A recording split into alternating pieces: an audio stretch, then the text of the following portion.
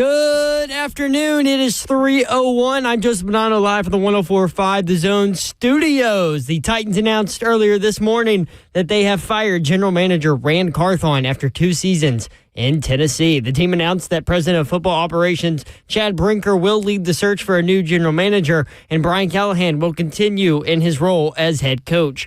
Owner Amy Adam Strunk said in a statement, "It's impossible to ignore that our football team hasn't improved over the last 2 years. I'm deeply disappointed in our poor win-loss record during this period, but my decision also speaks to my concern about our long-term future should we stay the course." The Titans now need a new general manager with the number 1 pick in their hands. In other NFL news, the Raiders have fired Antonio Pierce as head coach. It's the 6th vacancy, along with the Bears, Jaguars, Saints, Jets, and Patriots. Tonight, number 1 Tennessee Hoops heads on the road to face number 6 Florida, looking to keep their undefeated streak alive. Tennessee's Cade Phillips is questionable with a shoulder injury. Tip-off is at 6 p.m., and you can catch the Vol Network call of the game right here on The Zone. For our foundation repair and waterproofing needs, you need to visit USSTN.com. Breaking news at once on your home of the Titans and Balls. This is 104.5 The Zone.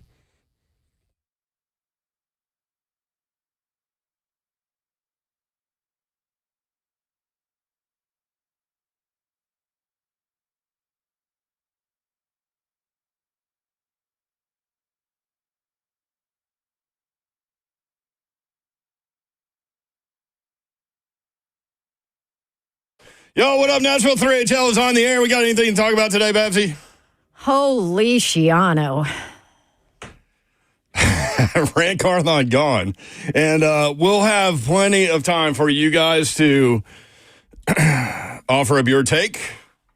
Good move, bad move. Yeah, they're heading the right direction. Or what are they doing? Like, wherever you come down on this, there's going to be... This is kind of a divisive thing that's going on, obviously, through the organization. But Babsy is here. What up? There's a whole lot that's bunked today. And let me go ahead and say on the front end that... Bunkity bunk. I mentioned that we will have time for you between 4:20 and 6 o'clock. Up until then, we've got guests. Matt Miller, ESPN NFL draft analyst and insider, will join us next, and we'll get his take on the top of the board. Great timing for Matt Miller. Quarterbacks, obviously Cam Ward, Shedeur Sanders, everybody talking about, but are they first-round grade guys, even though they may be the top 2 quarterbacks in the draft? We'll ask him about that.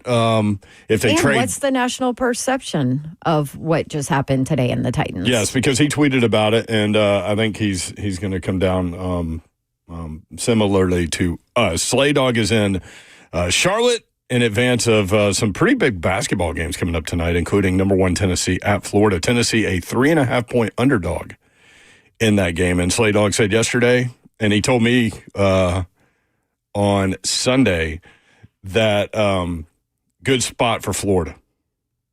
At home, coming off the loss to Kentucky. Tennessee hasn't lost yet.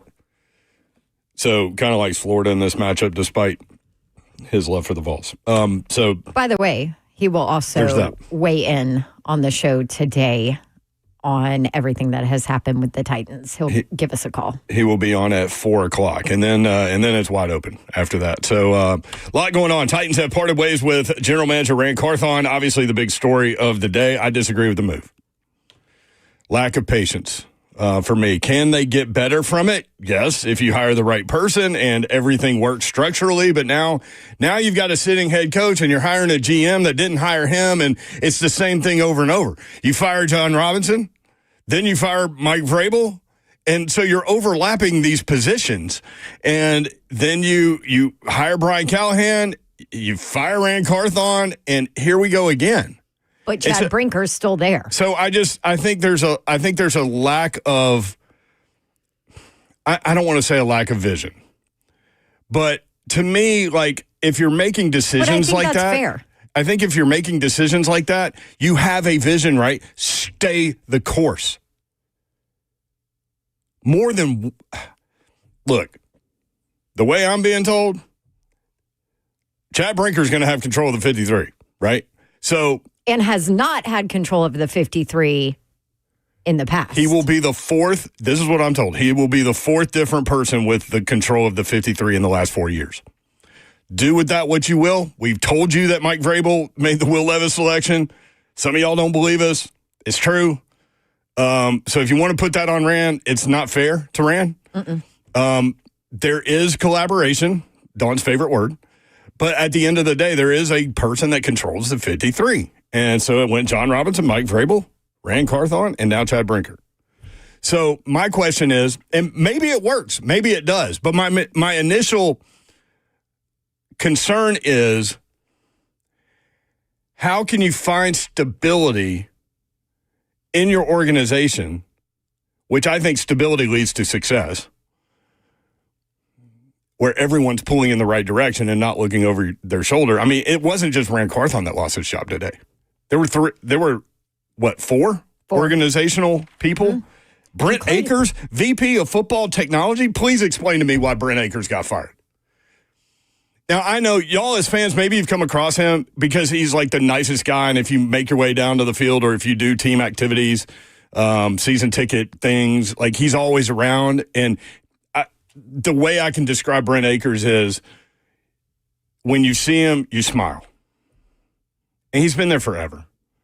John Albertson, security guy, former THP. Awesome dude. Awesome dude. Anthony Pastrana. Been there forever. Yep. Great guy. Video guy. Technology. Awesome guy. Anthony Robinson, I don't really know.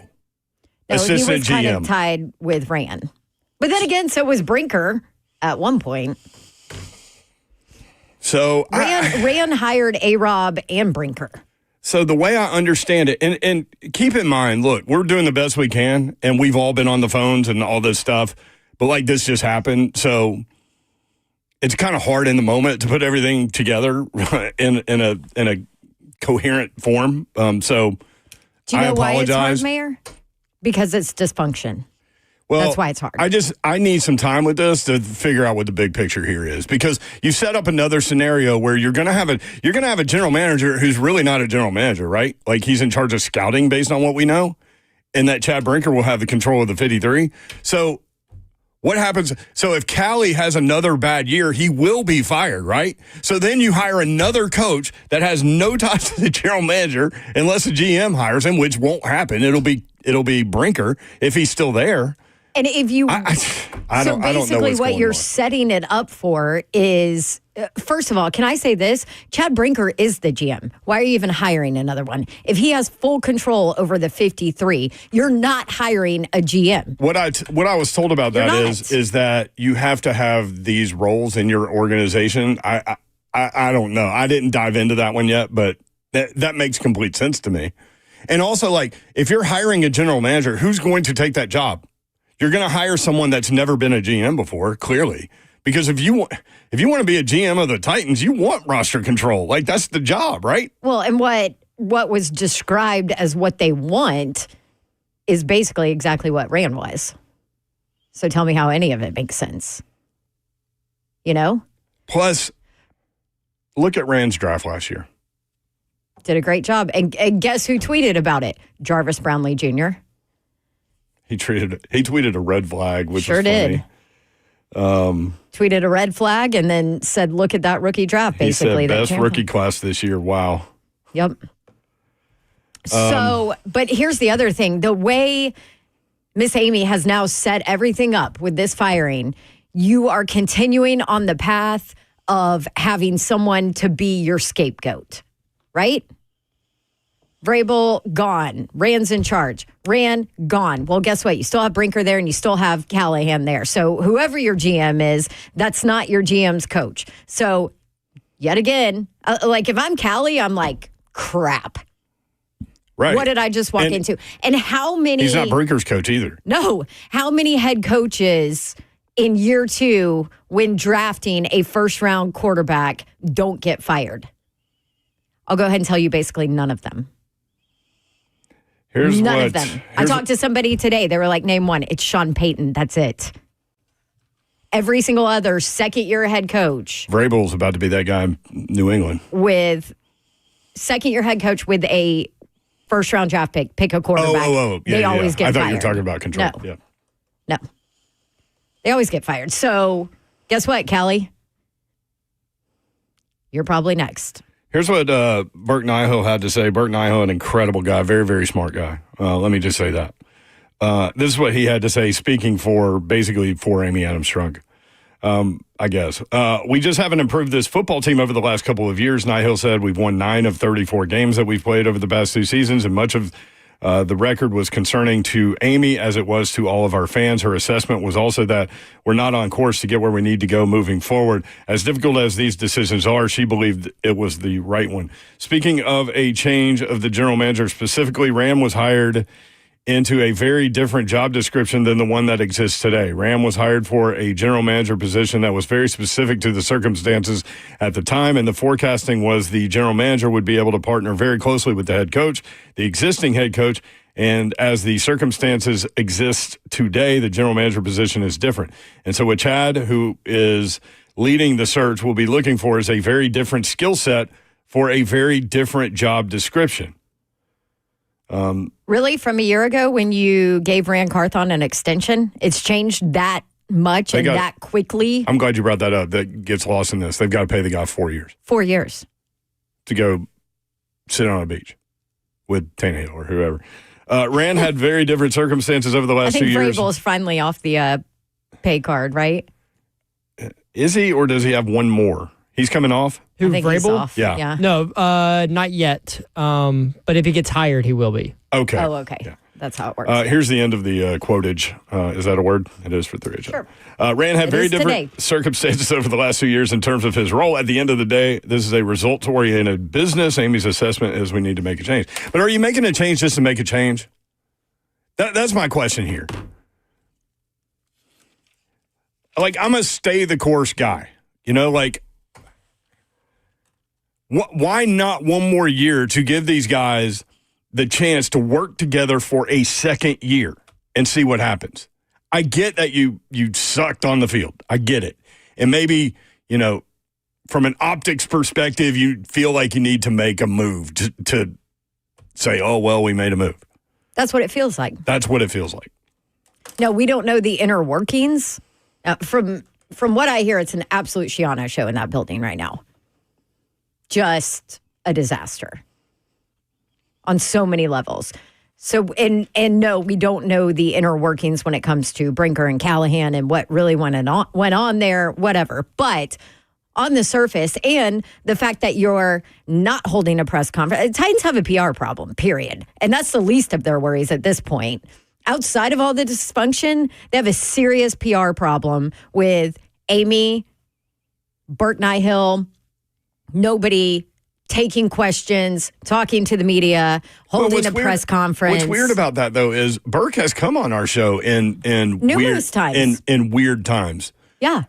We, just for the record, we've invited them all on. So, yeah. And been pretty transparent, honestly. Yeah, but this situation has been weird.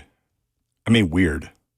I mean, like I said, that's the least of their problems, this PR problem they have. But you would think that in this moment, because from the outside, back to what you're saying, it looks like an emotional decision, a knee-jerk decision from Amy Adams Strunk. Why not fire, if you're going to fire the GM or the coach, why not do both? Well, and then you hire a general manager, then you hire a coach who is the GM's guy and Brinker's guy. I have no problem with that. I still would think it's a year too early. No, see, I have no problem with even keeping Callie. But if you're getting rid of your GM, you're getting rid of Brinker too. You can't sit here and tell us that it's all about collaboration. That's the main focus. And all these guys get promoted and get this, new contract extensions, and Rand and Brinker are on the same page and this and that. And then you're going to fire Rand and not Brinker? If you want to clean house, freaking clean house. Do you know what that tells me? And I don't know. I haven't been told this, but that tells me that Brinker has hand. Brinker's the guy. Just like Rand had hand over Mike Vrabel. At the end of the day. At the end of the day, yes. Yep. Not when he first got the job. No, yes. But at the end of the day. And here's the other thing, and this is probably a different conversation, but I do think that all of them thought, I think everybody was duped by Will Levis. I think even though Rand did not, that was not a Rand decision to draft him. That Vrabel had that, right? It's the way I understand it. I've heard that from multiple people. Yes. That was a Vrabel decision on him. But that Rand, Callie, Brinker, everybody thought once they got him here and saw what he did last year, that he could be the guy, that he was going to be the franchise quarterback. They felt good about that. Now, what happened? That's a conversation for a different day. But basically, everybody got duped by Will Levis, right? Let's and do that this. puts them in this position that they're in. And now it looks like an emotional decision by Amy Adams Strong. So the beautiful part of this is that we can all kind of figure this out together through conversation, and we will do that. Going to take a break from it a little bit, but we will get Matt Miller, ESPN NFL draft analyst and insider. We'll get his take on this move, and that'll kind of offer up the way people that cover the league are thinking about this. But then we're going to hit the draft with him, and why not? Because the Titans, obviously, with the number 1 overall pick. My first question is going to be, how do you see Travis Hunter in the NFL? Mainly wide receiver, maybe DB. How do you evaluate him? And then we'll go from there, straight to the quarterbacks. And are they first-round grade quarterbacks? Just because they're the top 2 quarterbacks? Talking about Cam Ward and Shedeur Sanders? We'll ask him next. Stay tuned. 3HL 104.5 The Zone.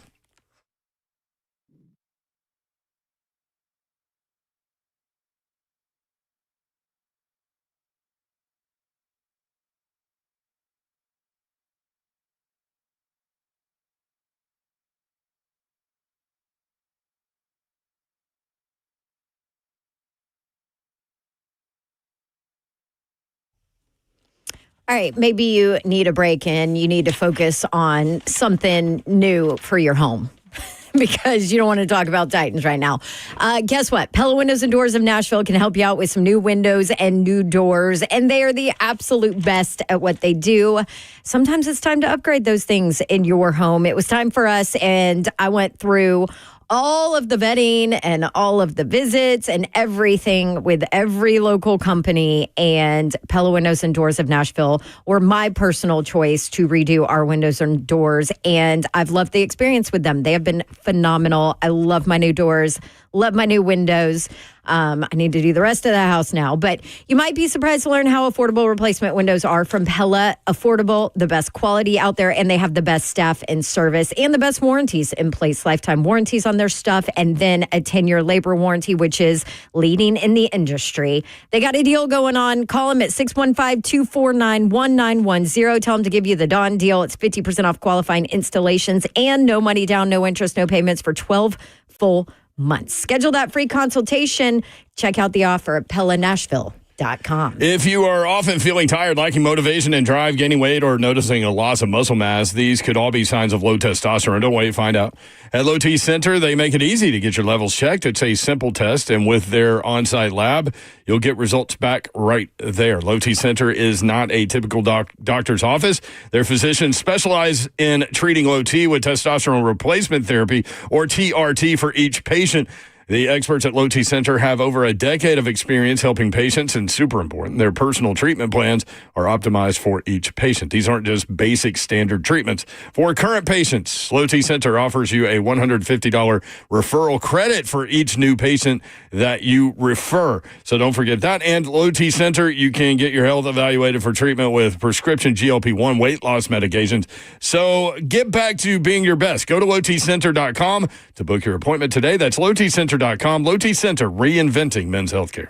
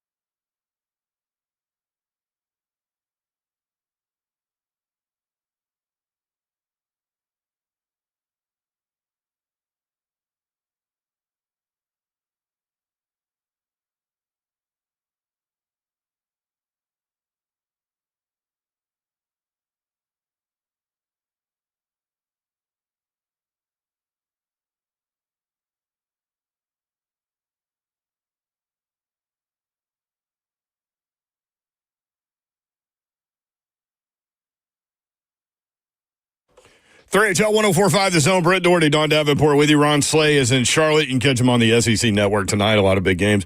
Vandy hosting number 17 Mississippi State tonight.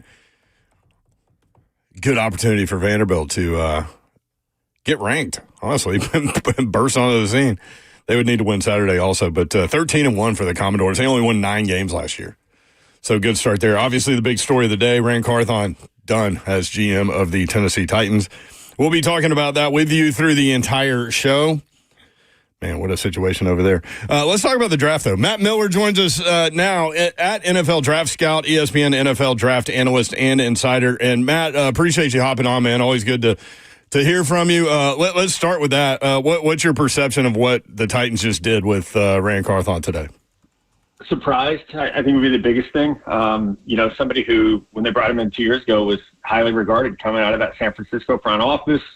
He's a former player. He's going to work so well with yet head coach at the time, Mike Vrabel, who's the hottest guy in the league right now. So, it seemed like, hey, they've got this figured out. They've got a really good duo. Even if they weren't hired together, there'd probably be some mutual respect given, the fact that they were both former players. Now we see where we are 2 years later. So I'm surprised, but I'm also not surprised. Everything I've heard about this organization over the last year is that they just can't get out of their own way. And by they, I mean the people in the fancy offices can't get out of their own way. And so, you can't out-draft or out-coach bad management. And that's where the Titans are at right now.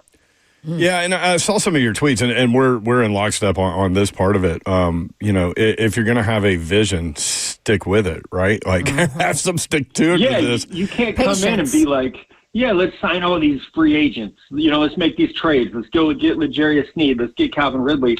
Oh, but by the way, if you lose, you're fired. Like, you can't do that. And I'm not going to be, Rand Carthon's apologist on radio today, but What did you want the guy to do? Like, he came into a terrible situation with the salary cap there was no long-term vision there. His drafts have not been great, but they haven't been terrible. And it's only been 2 years, so, it hasn't been long enough that you could even say, oh, man, well, he really screwed us with this pick. No, can't really say that, Well, so what I've been told is that Mike Vrabel actually had control of that first draft that Rand was there. So that this is Chad Brinker will be the fourth different person in 4 years to have control of the 53.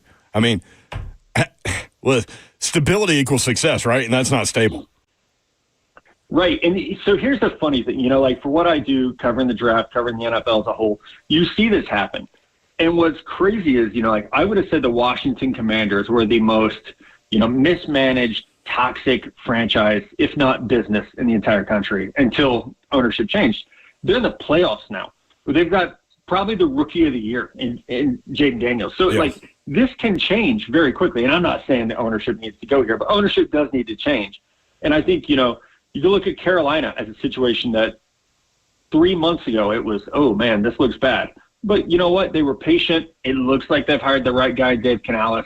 It looks like they have the right young quarterback in Bryce Young, who has had some bumps, but he's closed very, very strong this year. You can turn this around in an off season if you make the right moves. Yeah, and I just go back to stability. So now, you go through this thing where, you fire the GM, John Robinson's gone. I get it, the A.J. Brown move, all that stuff.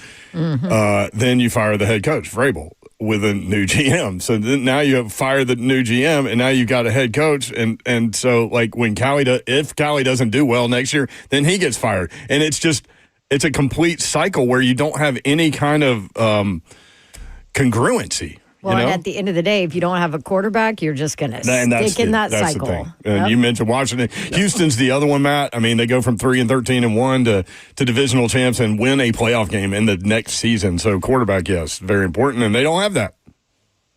No, I think it was Antonio Pierce who just got fired, even said it's hard to win without the right quarterback. That's right. And that's so true. It really is. And I'm going to take a victory lap.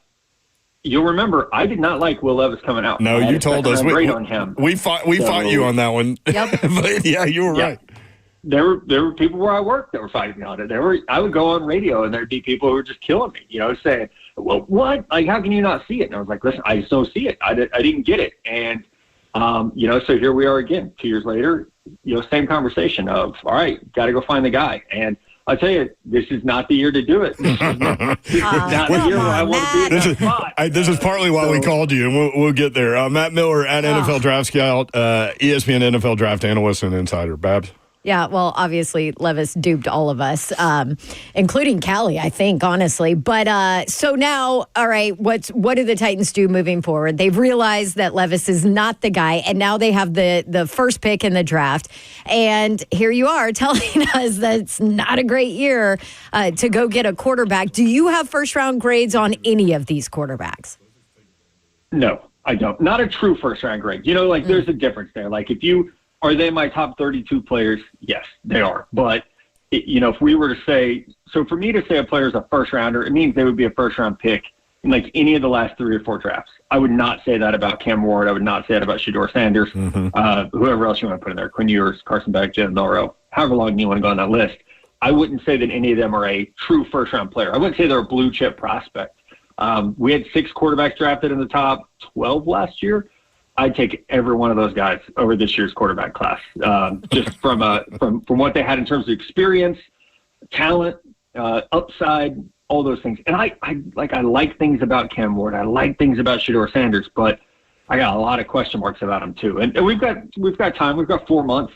Hopefully we see Shedeur says he's going to the Shrine Game. I'll be there. Would love to. I've seen him play in person once. Would love to see spend more time with him. Cam Ward, I hope he goes to the Senior Bowl. It'd be a great opportunity for him. I could my opinion could be changed, but having watched them quarterback for 2 to 3 years, my initial season's over. What do you think of these guys? I don't think either of them is a guy you sell the franchise for. See, I like Cam Ward.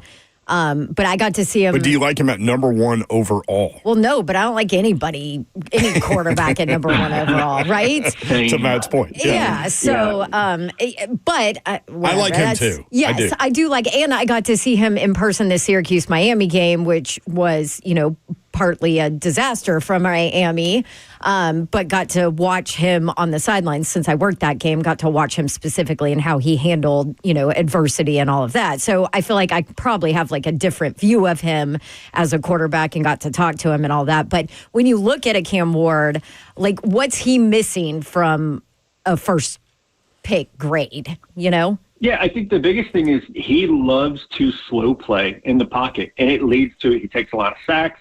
He didn't throw a lot of interceptions, but he threw a lot of interceptable passes that in the NFL they would be picked off. They're not in college. They will be in the pros. So he's really got to speed that process up. Now, in terms of arm strength, the dude's got a cannon. He's got a great arm. He's kind of got that shortstop throwing motion, so he can launch it on the go. He can find different throwing angles to get those windows. That's all really impressive. If you watch his highlights, you're going to think I'm crazy for saying that I don't just see it. But he's going to have to really speed up the process. He's not ever been in an offense where he's been a, on time, get through my progressions type guy. So that's, and I was going to say for Shedeur Sanders, they both love to hang out in the pocket, kind of drift around and then make throws. I was the world's biggest Caleb Williams cheerleader, but that was his issue was, man, this dude's got to get through his progressions. That won't work in the NFL. Guess what hasn't worked in the NFL? Him trying to stand in the pocket and wait to get open. You've got to be quicker getting through those progressions and reads. So for both these young guys, they have talent. Like if I'm back on here in a year, we'll talk about, hey, maybe they way outplayed expectations and maybe they got in the right situation. But here's what I will say about Cam Ward. Here's what I love about Cam Ward. Everywhere he's been, Incarnate Ward, Washington State, Miami, he's made those places better everywhere he's been. Everyone you talk to loves the person. And I haven't had a chance to meet him yet. We'll get there. Everyone I talk to raves about the person. It's just a matter of, like, his stuff is, we just got to speed it up. That you might be able to do that. And if so, you've got, an experienced quarterback who's had some adversity. He's had to overcome stuff. He's going to have the chip on his shoulder from not being recruited out of high school. No doubt. There's a lot of intangibles to like there. It's just he's just got to learn to play, I think, at a faster clip. Matt, is there another quarterback, maybe like like a talent in the later rounds at quarterback that could fly under the radar? Is there somebody you like that maybe we're not talking about at the top of the board? I don't think so. And I'm talking to someone about this today. Sorry, I'm just great news for everyone today. I think that, the middle class at quarterback is dead in the draft. You either go in the first round or you kind of go in the later rounds and you're an afterthought. The teams in the playoffs, 14 teams in the playoffs, 12 of those quarterbacks were drafted in the first round. Yeah. Jalen Hurts was a second-round pick. Russell Wilson was a third because he's 5'10". Otherwise, he was, a first-round pick. So there's just you either have it and you probably get overdrafted a little bit, or you don't have it and you slip through the cracks. The history of round 2 quarterbacks. I mean, y'all are doing it right now. Malik Willis, Will Levis, it just doesn't really exist.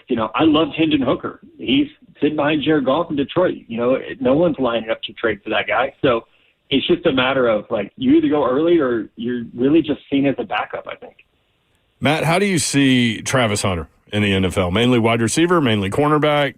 Certainly going to try to play both on some level, I would imagine.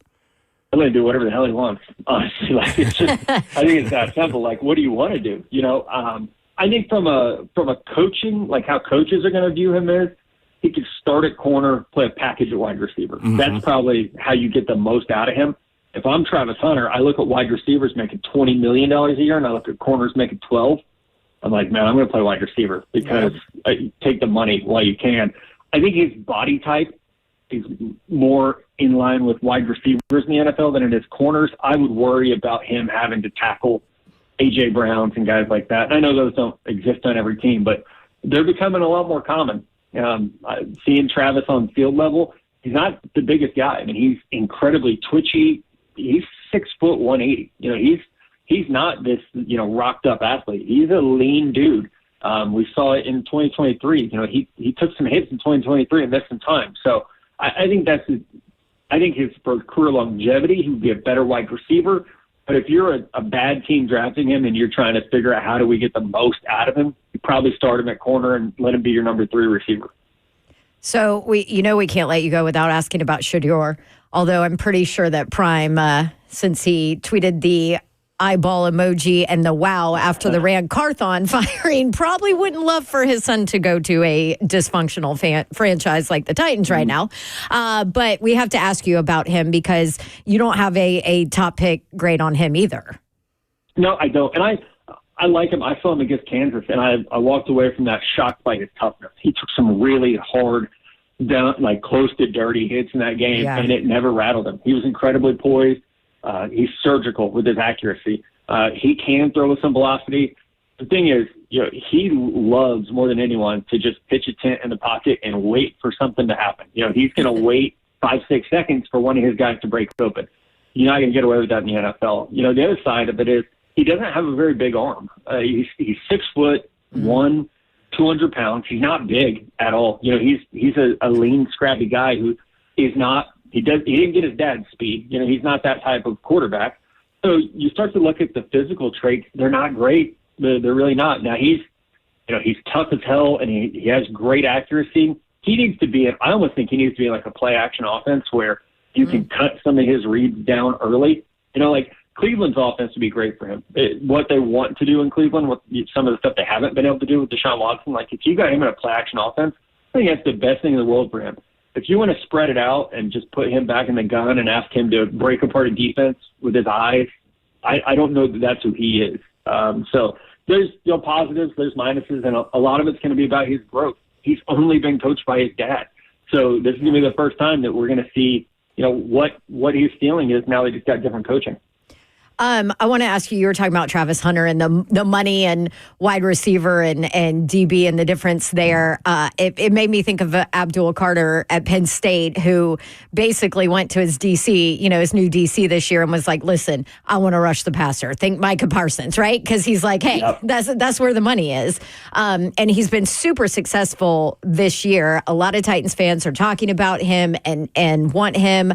I worked that SMU college football playoff game, and obviously had a phenomenal game, but there were a couple plays where, I felt that maybe he's not worth a top 5 pick kind of plays, if that makes sense. So I want your take as an expert on what you thought and think about Abdul Carter and his role at the next level. Well, he's my number 1 overall player, so I'm a huge fan. Okay, well, there you go. There you go. To your point, Penn State against SMU, that game wasn't close. There's going to be times where he knows when to throttle down. He had 20 tackles for a loss this year, 10 sacks, 50 hurries just in the regular season. And all those were top 5 nationally, what he did production-wise. And it was his first year as a pass rusher, to your point. So he went from being a stack linebacker to a full-time pass rusher. So I think he's still, figuring it out. That it's very easy, and I know I hate the helmet scout. It's very easy to look at him and say, Michael Parsons. 6'3", 255. He's incredibly fast off the edge. If you're going to keep Harold Landry, I know there's some salary cap stuff there if you move on from him. But if you have those two coming off the edge, and we'll see what this defense is going to look like next year, you have those two guys coming off the edge. That's terrifying. Still need a quarterback, though. You still need someone back there throwing the ball. So, unless you're a big believer in Justin Fields or someone like that, I love Abdul Carter, but he's not going to play quarterback, and that's still by far the biggest need here. Is there a bridge guy? Because you've walked through the quarterbacks, and I asked you, is there a guy flying under the radar? You're like, no, I don't like the quarterback draft class. But is there a bridge guy out there, like a Danny Dimes or somebody like that could take the Titans this year and kind of maximize what they have, at least from that perspective, and then draft one next year? Yeah, I think that's a really interesting way to go about it. You could look at, do you want a reclamation project like Trey Lance? I don't think he really fits Callahan's offense at all. Daniel Jones is definitely an option. I don't think Justin Fields is a scheme fit either. I wanted it to be Carson Wentz, but he looked awful against Denver, which I don't know how much of a game plan Kansas City really was putting together for that game. But didn't look like much of one, did it? Yeah, I don't know that they were really scheming a whole lot. Again, I'm not trying to just rain on everyone's parade in Nashville today. It's not a great year for free agency. So it's hey, you have $61 million in cap space. Cool. There's 4 good free agents this year. So this is why all those quarterbacks went early last year. It's why teams spent their money last year. They knew what was coming. They knew, hey, this is the year to spend. Next year might not be. So, Sam Darnold's not going to be out there, it seems like. So Daniel Jones, Mac Jones, he's done okay for Jacksonville down the stretch, but there's not any names where you're that dude could hold it down for us for a year. Mason Rudolph might, he knows the offense at least. If you're going to go bridge and, kind of try to suck for 2026, that might be the way to go.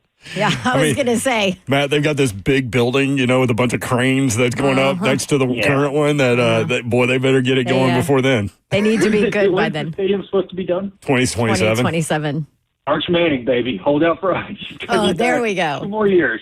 Matt, thanks for the time, brother. We'll hit you up throughout the process. Really appreciate you visiting. Yeah, you bet. Thanks, guys. All right, there Matt. he is, Matt Miller.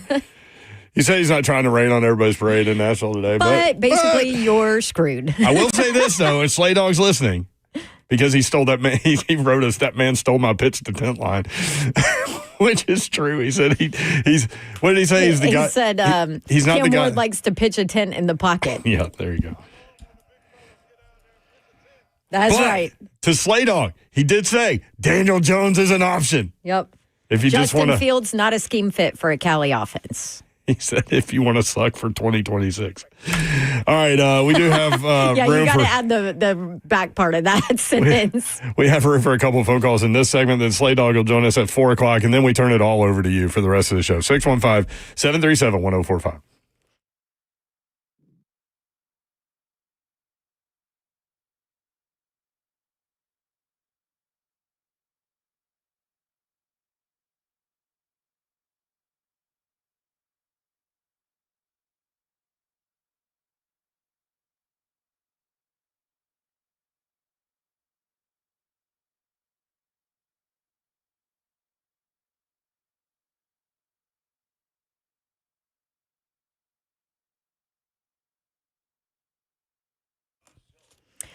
Where can you kick off the new year with big savings on gig speed? Well, that would be only with Xfinity. Now through January 16th, get gig internet at home for $25 a month for 1 year when you add an unlimited mobile line, which connects you to gig speed Wi-Fi on the road. How easy is that? Act fast today. Save more than $650 over AT&T and Verizon in your first year. Plus, Hurry and take advantage because right now you can also get a free 5G phone with a trade-in. So save big, stay connected to what you love with fast gig speed internet and mobile from home to hotspots. This new year, it's all about gig speeds and big savings. I tell you what, with this Titans franchise, you need your internet to work at all hours of the day so you can see what's going on. Don't wait. Get gig speed internet. Spend less screen. Switch to Xfinity. Go to Xfinity.com/gig savings to learn more. It does require paperless billing and auto pay with stored bank account. Restrictions apply. Equipment taxes, fees extra. Internet discount applied to mobile bill. $40 internet discount applied to mobile bill. After promo, regular rates apply. Actual speeds vary. Savings compared to Verizon Fiber Gig Plus One Unlimited Welcome Line and AT&T Fiber Gig Plus One Unlimited Starter Line. Xfinity Internet required. Reduced speeds after 30 gigabits of usage per line. Data thresholds and actual savings vary. What's happening, people? Big Slay here, man, and I recently contacted We Grow Hair because a little bit of the sunroof started to open up, and I was like, nah, I'm going to hit the close button on it. I don't want it on tilt or anything. I know what you're thinking. You're probably like, man, you ain't even losing nothing about Slay. Well, for me, when I'm looking in the mirror, I'm looking on Zone TV, looking at the SEC network. I ain't going to stand by and just watch it. Not just watch it happen. Now, when I can go fix it at PAI Medical, We Grow Hair, you can lose up to 50% of your hair before you even notice it. Do what I did. Call right now for your free evaluation. 615-376-6010. For almost 30 years, We Grow Hair has been Nashville's premier hair restoration medical clinic. We Grow Hair's FDA-approved laser hair therapy plus antigen therapy is going to restore your hair. They have a trademarked hair transplant procedure that gives you 3 times. You hear that? 1, 2, 3 times more hair in one procedure. So you losing your hair, fix it. Go to WeGrowHair.com, 615-376-6010, and let them know Big Slay told you to go.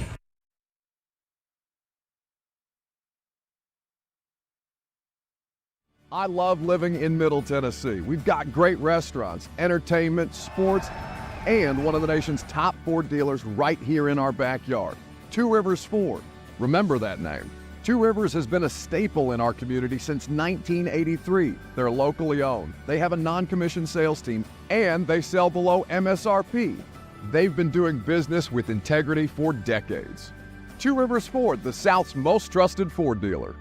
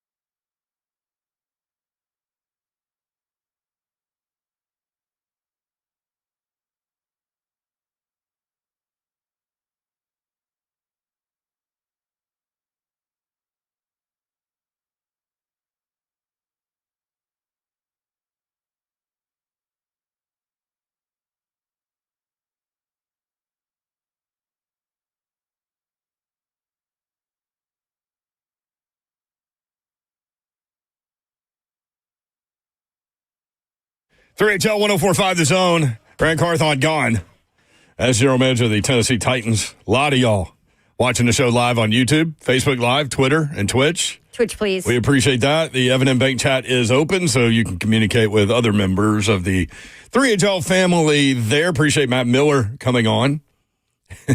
He's like raining on everyone's parade. No quarterbacks. Free agent quarterbacks doesn't look great. No gap quarterbacks. Justin Fields not a scheme fit for a Cali offense. Danny Dimes, there you go, Slay. Maybe Danny Dimes would be good. That's the one guy he didn't shoot down. And then followed it up with, I mean, if you want to lose and suck for 2026 and make sure you're in a position to get a quarterback. And then how about Abdul Carter, his number one player? He hasn't done a mock draft in a while, so that was new information there, but yeah, that was interesting. I don't know, but like my thought is Harold Landry won't be here next year, but we'll see. Interesting quote. I don't think he will be. What is it, 10 point something million? They have an out in his deal this year. That you can save in the cap, yeah. Interesting quote from Chad Brinker. Gentry Estes shared this. Chad Brinker, quote, "For us, our vision is going to be draft and develop. We're going to be a draft and develop organization." So what does that mean? Number one, we're going to build the core of our roster through the draft, and we're going to be selective in free agency. I think that's the way to do it. That's the way Detroit did it outside of the trade for Jared Goff, which happened to work for them way better than it did for the Rams. But I am fully behind that idea. Now, when he says that, it makes you immediately think they had a problem with Rand spending all that money in free agency last year. So maybe that's why. Which guillotine met neck. Yes, which, as Matt Miller just said, what do you expect the guy to do? He's trying to make the roster better. If they believed Will Levis was the guy, he made the moves to fill some of the holes that were there. They just ended up not working out because of injury, because of, now, what does that also tell you? That tells you, like, remember the guy that used to call in and be like, man, the Titans never spend money. Well, that guy's going to be loud again. I guess, based on that. 615-737-1045. Let's do it. Peter in Florida. Peter, what's up? Hey, how you doing? Yo, what up, man? Hi, how you doing? Good. Yeah, my personal, I believe the coach should go as well. Okay. All right? And the reason for that is he was so predictable, plus his play calling was so poor. So poor. Because bottom line is this, my personal belief, I'm not going to tell you I'm an NFL guru in terms of play calling. But I'll be at home watching Tennessee for the past couple of years and could just watching the plays, I myself knew exactly what was coming up, just based upon how they were lining up. Thank you, Peter. Can I offer some pushback there? Just a little bit. Sure. Are there challenges in calling plays when your offensive line can't block anybody? Are there challenges in calling plays when your quarterback can't execute anything other than throw it underhand to the other team? Are there times where we saw beautifully drawn up plays? I can think of one off the top of my head, Chig wide open in the end zone where the quarterback doesn't see him, throws it to another guy, incomplete on fourth down. Mm-hmm. Points, gone. Beautifully drawn up play. So, I'll offer a little bit of pushback there, but I appreciate it, Peter. B-Rob in Mount Juliet. B-Rob, what's up? B-Rob, hey, thank y'all for taking my call. Yeah, man. First of all, look, I'm okay with all the drama from upper management, but I'm just telling you, I'm a 25-year fan. I just want wins, and let's do what we can do to get some wins. First round draft pick, I'm happy. Rand got fired. That's okay. Don't care. It's upper management. I'm a working man. Been with them since they got here, and let's go Titans. Thank you. Thank you, brother. 615-737-1045. Unfortunately, upper management affects the product on the field. So you got to get it right if you're the Titans. You have to get it right. Doesn't it make sense to have everyone in lockstep and maybe try that for more than one season, which they haven't done in 4 years at least? Mm-hmm. That's just kind of where, look, we all have various views and thoughts on this situation and strong views and thoughts on this situation. So if you don't agree with me, that's fine. That's part of what makes this country great, right? Like if we all agreed with each other, it'd be a boring place. But that's why I appreciate the forum where you guys can call in and disagree with us or agree with us or whatever you want to do. But just your opinion. Voice your opinion, yeah. 615-737-1045. Mark in the borough. Mark, what's up? Hey, 2 points real quick. Yeah, man. With Deion texting that, tweeting that, do you think that they had some conflict? You think Rand probably wanted Deion or just his son, and they had conflict with that, and they wanted probably A-Rod. I don't know. Callie probably wanted him. So that's a big deal. And I wouldn't say that if Deion wouldn't have tweeted that. And then secondly, maybe. Secondly, I think one of the other main reasons why he got let go was because, according to PK, what he put out, tweeted or whatever, they were saying kind of like Rand didn't have those type of expertise when it came to scouting. He was actually just in charge of player personnel instead of scouting. They want somebody in charge of scouting or who's an expert at scouting, according to the Nightingale guy or something like that. Burke Nightingale. Yeah, but isn't that what we were sold on with Rand when they hired him? Yeah. That he was the scout guy that came up through the Shanahan system in San Francisco? Yep. I mean, that... Exactly what they're saying. They want to hire in the GM is what they sold about Rand. Yeah. And listen, if you take away that first draft, let's hypothetically say that was a Vrabel draft, right? That's what I was told. Okay. There's your hypothetical. Let's live in that for right now. And you look at what Rand did in last year's draft. Did a pretty good job, I think. You know? I mean, you can point out Feels like rookies. You're making a move just to make a move. Exactly. Because you sucked.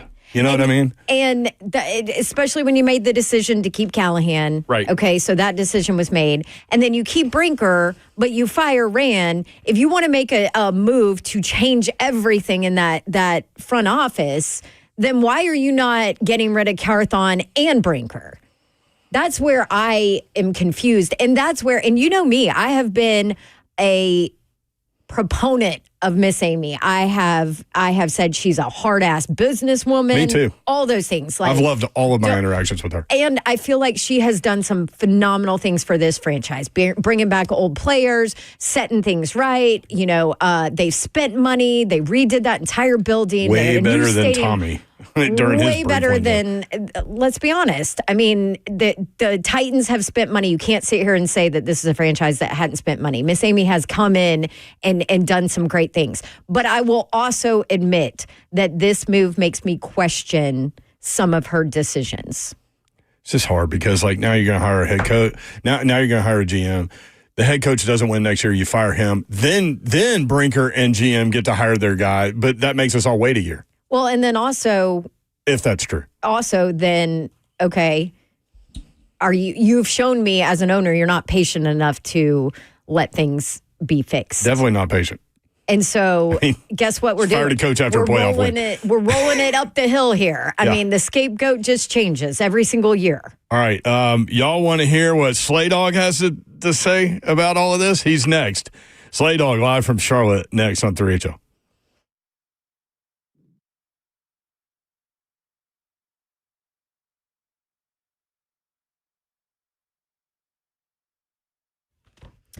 Want to tell you about my friends at Loan Pronto because maybe you have some high interest debt that's weighing you down. Get rid of it. Say goodbye. And Loan Pronto can help you do it. They've got a new rapid equity loan.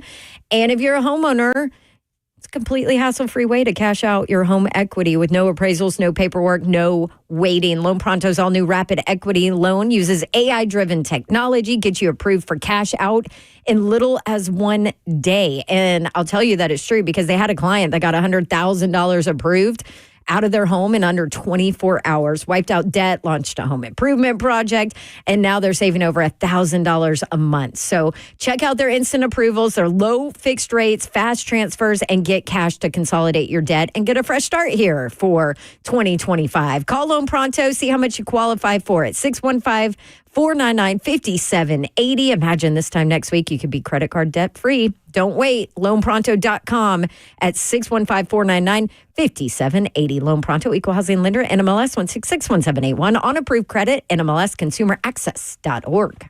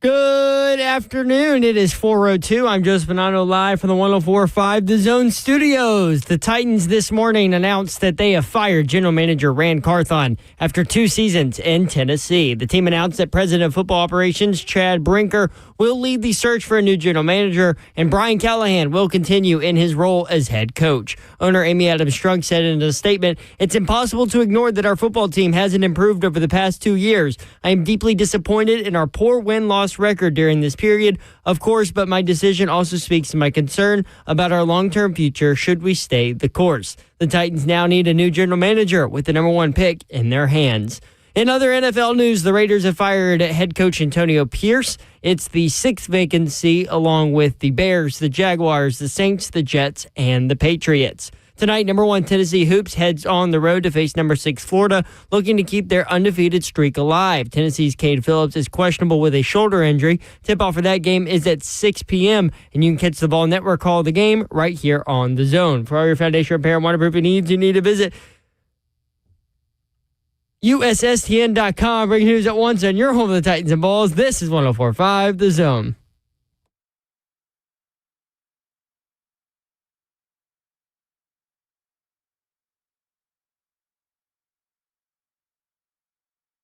Three HL 104.5, there's a lot going on. Obviously, the news of the day, the Tennessee Titans have moved away from Rand Carthon as general manager. Lines are loaded. Again, from 4:20 till 6, we have wide open space for you guys to let us know what you're thinking. Right now, we go to Charlotte, North Carolina. Ron Slay with the SEC Network today. I bet Slay. What up? I bet. Why are you not on? Why am I not on? There you are. Boy, people trying to keep Dawn down. Got a lot going on right now, Babs. I know. I bet Slay has an opinion or two about So, this. Okay. Hang on. Before He's we in get the there. chat. Yeah. What are you doing, Slay Dawn? I don't know. He's in a closet. No, Can't even the see Zelda you. one made me get like this, man. Cosell don't never look like this. No, you need a light, Slay. Looks like you're Dude, I being just held. told Zep that, man. Zep talking about scoot back. It looks like you're being held hostage, Slay. Man, I am being held hostage. You were by the too close. Titans. You were By too the close to the Titans. camera, Slay. I couldn't fit you in the screen.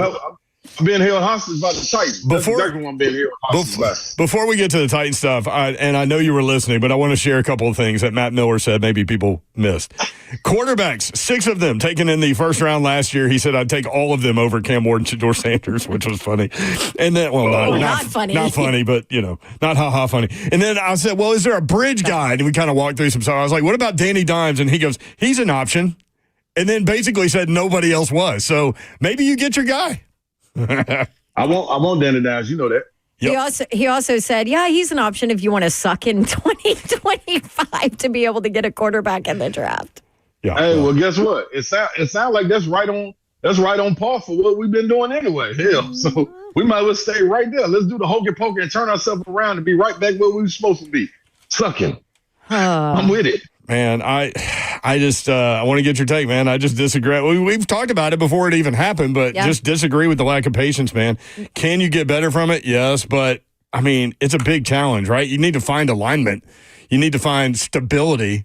And they've done this every year for the past, 4 that I can think of, where they've moved on from either a GM or a coach. And not be dysfunctional. What was your initial reaction when you heard the news, Slay? My initial reaction was, wow.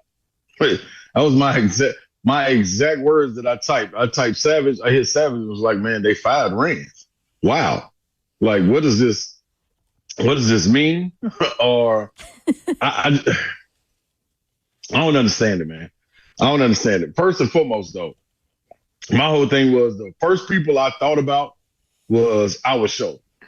And I thought about me in particular because continuously, not only last year, but this past year, continue to say to fans when they call in, hey, man, dog, y'all got to settle down. Y'all have to be patient. You got to be patient. Let it come into fruition what they're trying to do. Hold on. They got a new head right there, and working is free. So it's a collaborative effort. It's communication taking place. Let's just wait to see what happens. Then up and they do this. So My whole thing is I'm apologizing to all the Titans fans out there. All of y'all Titans fans. I apologize. I felt like I was the lead, and I was out there out front saying, waving the pacing flag. Every time somebody tried to get to going fast, I'd be the hall monitor and be like, nope, that's detention. That's a demerit. I got to write you up. You're going to ISS. I'm out there making sure everybody going the speed limit in the hallway in school. Nope, that ain't what they want. They want chaos. If you ever seen the movie Lean on Me before Joe Clark got to the high school, that's what the Titans franchise is. It is chaos. It's people writing on lockers. It's people selling drugs in the bathroom. It's people skipping school. It's people running around out there with cars with no license. They playing basketball with trash cans in the cafeteria. It's pure foolery. Pure foolery. So all Titans fans, y'all got this. Y'all have the opportunity and the right to be outraged. I mean, full-fledged, put the bucket over your head, forget a trash bag, forget all that other stuff, put a bucket over your head and cut the eyes out because it's raining and we need you to be safe. The trash bag will get wet. That bucket is just going to slide right off. So all this misery that's going on, you can be protected from it, but you can still see just in case it's light at the end of the tunnel. It's pure foolishness, instability at its finest. I promise you, how can you ask a fan base to continue to support and continue to show up and continue to show love and be patient, but you are not practicing what you preach? Who's the principal? That's a good question, Babs. Chad Brinker's got all the power, apparently. Guess what, Babs? There is no principal. It ain't no principal. It's just dysfunction. There's no board of we got a board of education, but they blind to everything that's going on to the school because you keep on switching the superintendents. The superintendent trying to get it in order, but you keep changing. You just sat there and told me now that since moving the goalposts meaning you changing the description of the job of the general manager. Now what you said you want, and this is the reason that Rand Carthon got fired. You want now, air quotations, a glorified scout. You want a scout to Slay Dog hopping off there. He's still talking. Zeph, what happened? I think No. I'm coming back. That ain't nothing but the superintendent trying to pull my cord. That's all it is. We still, Titans Nation is still right here. We still standing 10 toes down. And that's the problem. They think it's nothing wrong with going around. And all these years, Baptist, since I was able to hop into this media lane, I was sitting there wondering, man, why is the talking heads always laughing and wagging their finger at us? Because we a joke. That's why. So we a joke. And I'm going to salute Derrick Henry again. Man, Derrick Henry, big old salute to you. Everything that you covered up, everything that you was able to carry on your shoulders as this franchise, and all the rest of them that went with you. Hey, man, huge salute. You covered up so much, Shiano. Boy, it's a whole pile of it, man, and they ain't doing nothing but pulling the rug over it. So the way I understand it now, after some conversations, and we already talked about this, but just wanted to re-hit this. Chad Brinker will be, Slay, the fourth different person in charge of the 53 in the last 4 seasons. How can you find any stability as an organization like that? You never will.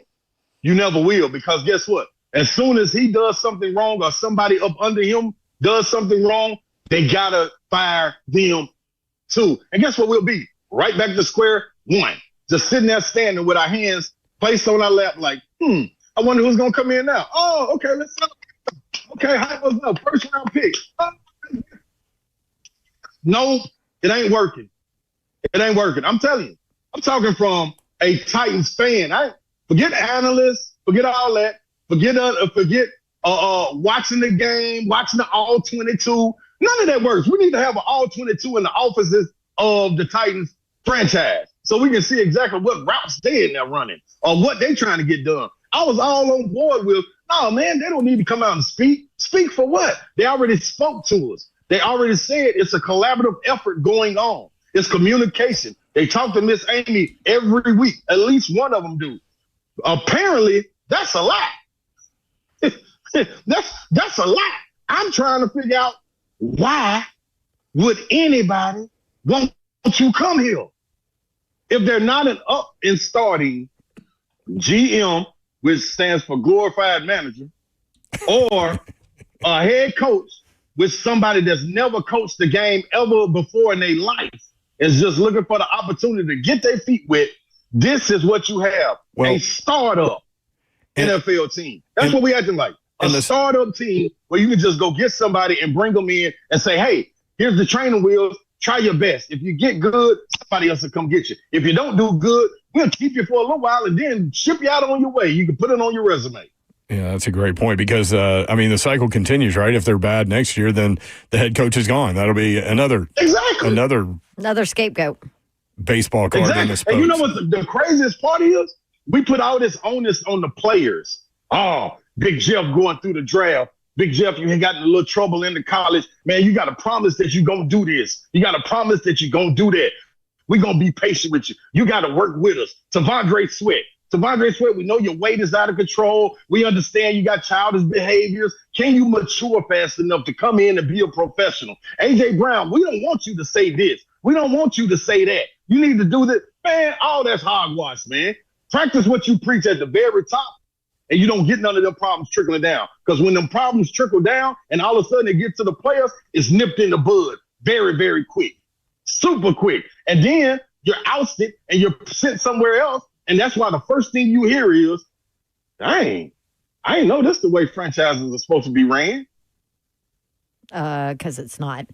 So pun fully intended. Right. Okay, so would you have been more okay with this situation if Amy cleaned house? If Brinker and Ram were gone?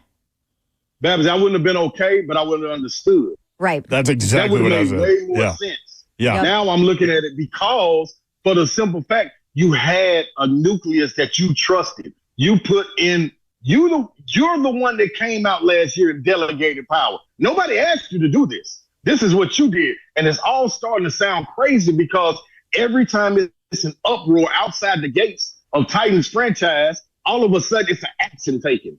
Does the action have to make any sense? No. It's just action taken. Last year, everybody was, 2 years ago, who has the power? Who has hand, like you all like to say? Is it Vrabel? Who is it, a struggle power? Are they pulling? Is it a tug of war? All of a sudden, boom, Vrabel's gone. Then you start to come out and you delegate the power. Oh, okay. It's like the little baby that's sitting there crying. We get the pacifier putting in our mouth. Okay. We like Maggie on The Simpsons.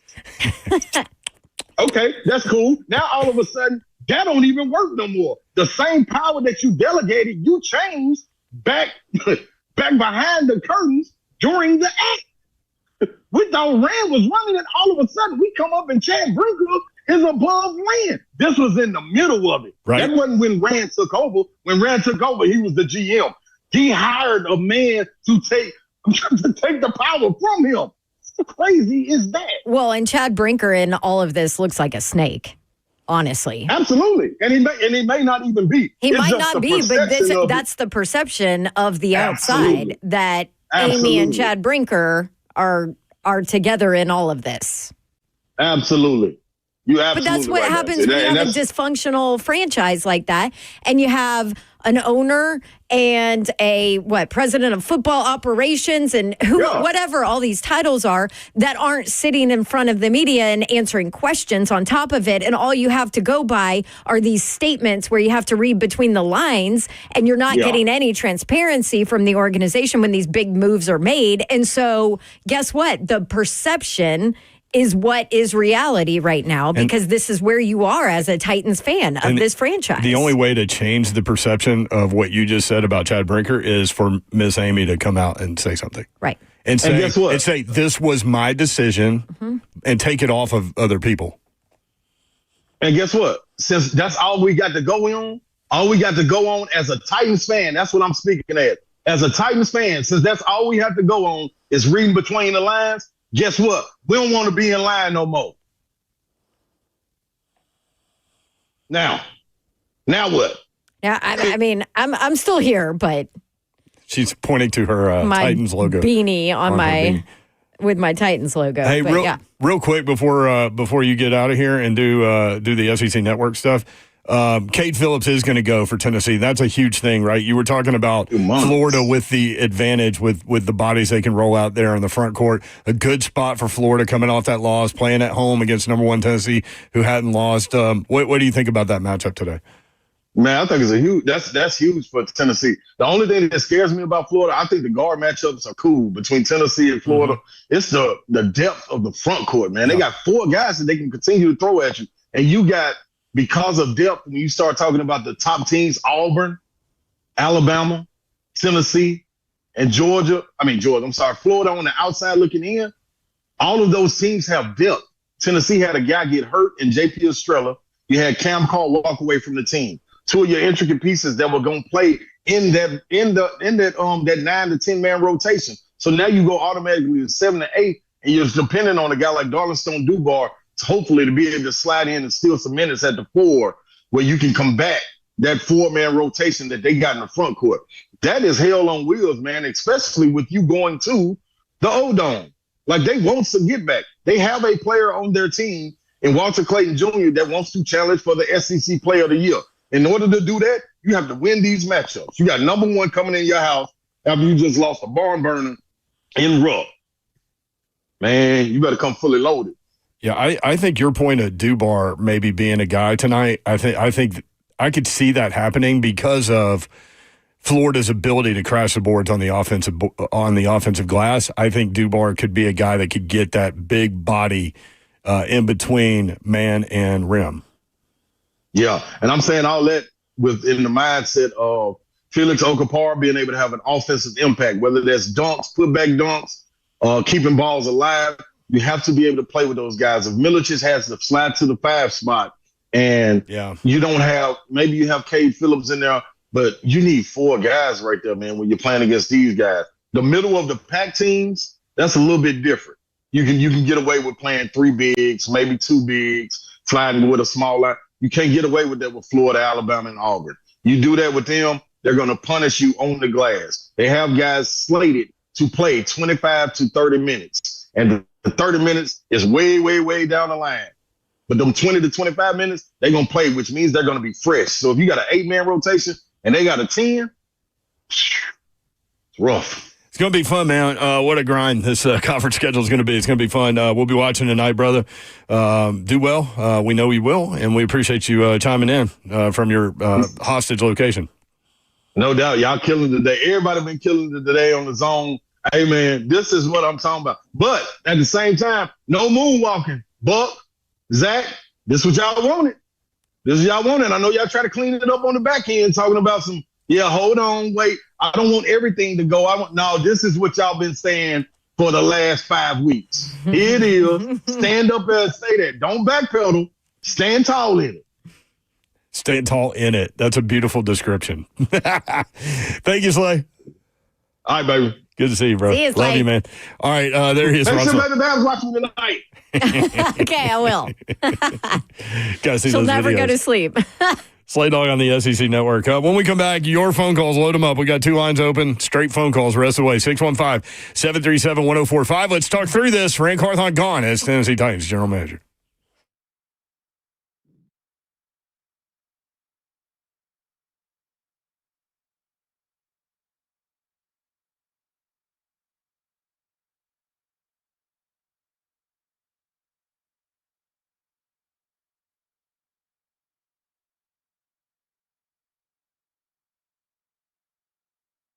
Holistic stem cell therapy. Let's get our body feeling good, especially when you can control it. Why? Because your body, your cells, your solution. Kellum Stem Cell Institute is where you need to head to, whether that be congestive heart failure, lung issues, autism, or arthritis, does not matter. You have to understand you hold the key. All you got to do is go get it and unlock it.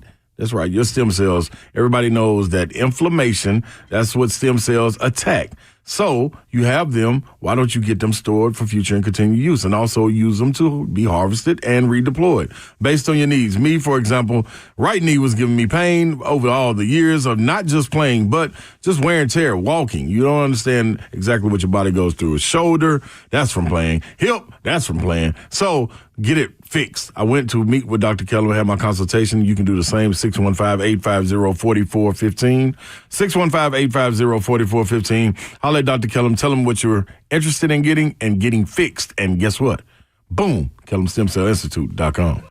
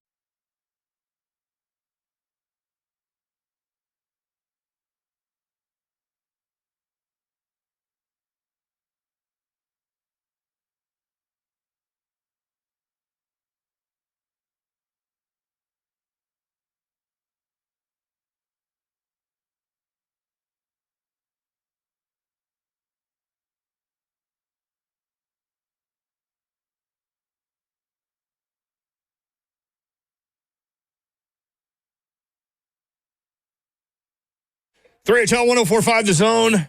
Winter storm potentially coming Friday. I mean, this far out, Babs, they already have 90% chance of snow. Stop. Get that out of here. Let's see. It is 29 degrees right now. Tomorrow the high is 31. Thursday, 36. And then comes Friday. Check that. 92% chance of snow. Watching a potential winter storm, cloudy with snow. High 34. Chance of snow, 92%. Snow accumulating 3 to 5 inches. I know one model this morning had like downtown Nashville with 5.8 inches of snow. Oh. Where will you be on Friday? Well, hopefully I'll be on a flight to Florida. But might want to hit that Thursday night. That's making me a little nervous. So we'll see. Here's a little side note on Titans info from Spot Track. Wide receiver DeAndre Hopkins. Remember, he needed to play 60% of the snaps for the conditional pick to go to a 4th round. Mm-hmm. He did not. Of course he didn't. So 5th round pick. Blech. And again, Rand Carthon, not the only one gone. Brent Akers, who we've known for a long time, great dude. VP of Football Technology, gone. John Albertson, great dude. Security, former Tennessee Highway Patrol guy, awesome over there, gone. Anthony Pastrana, incredible guy. Been there forever.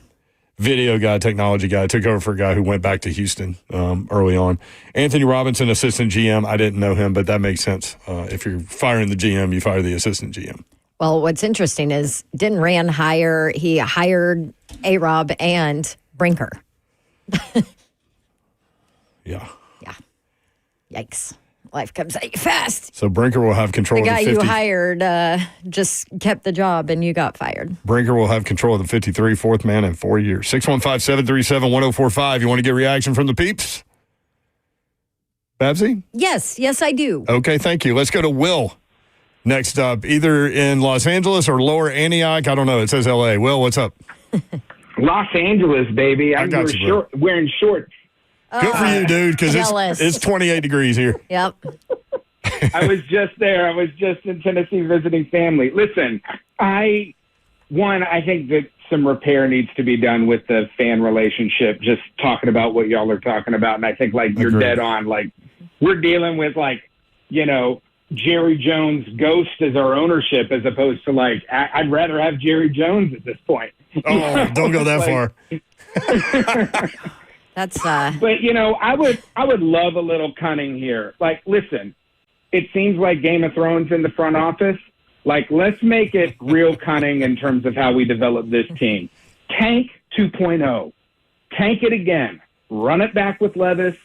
Run it back with Rudolph. Let's just do it again.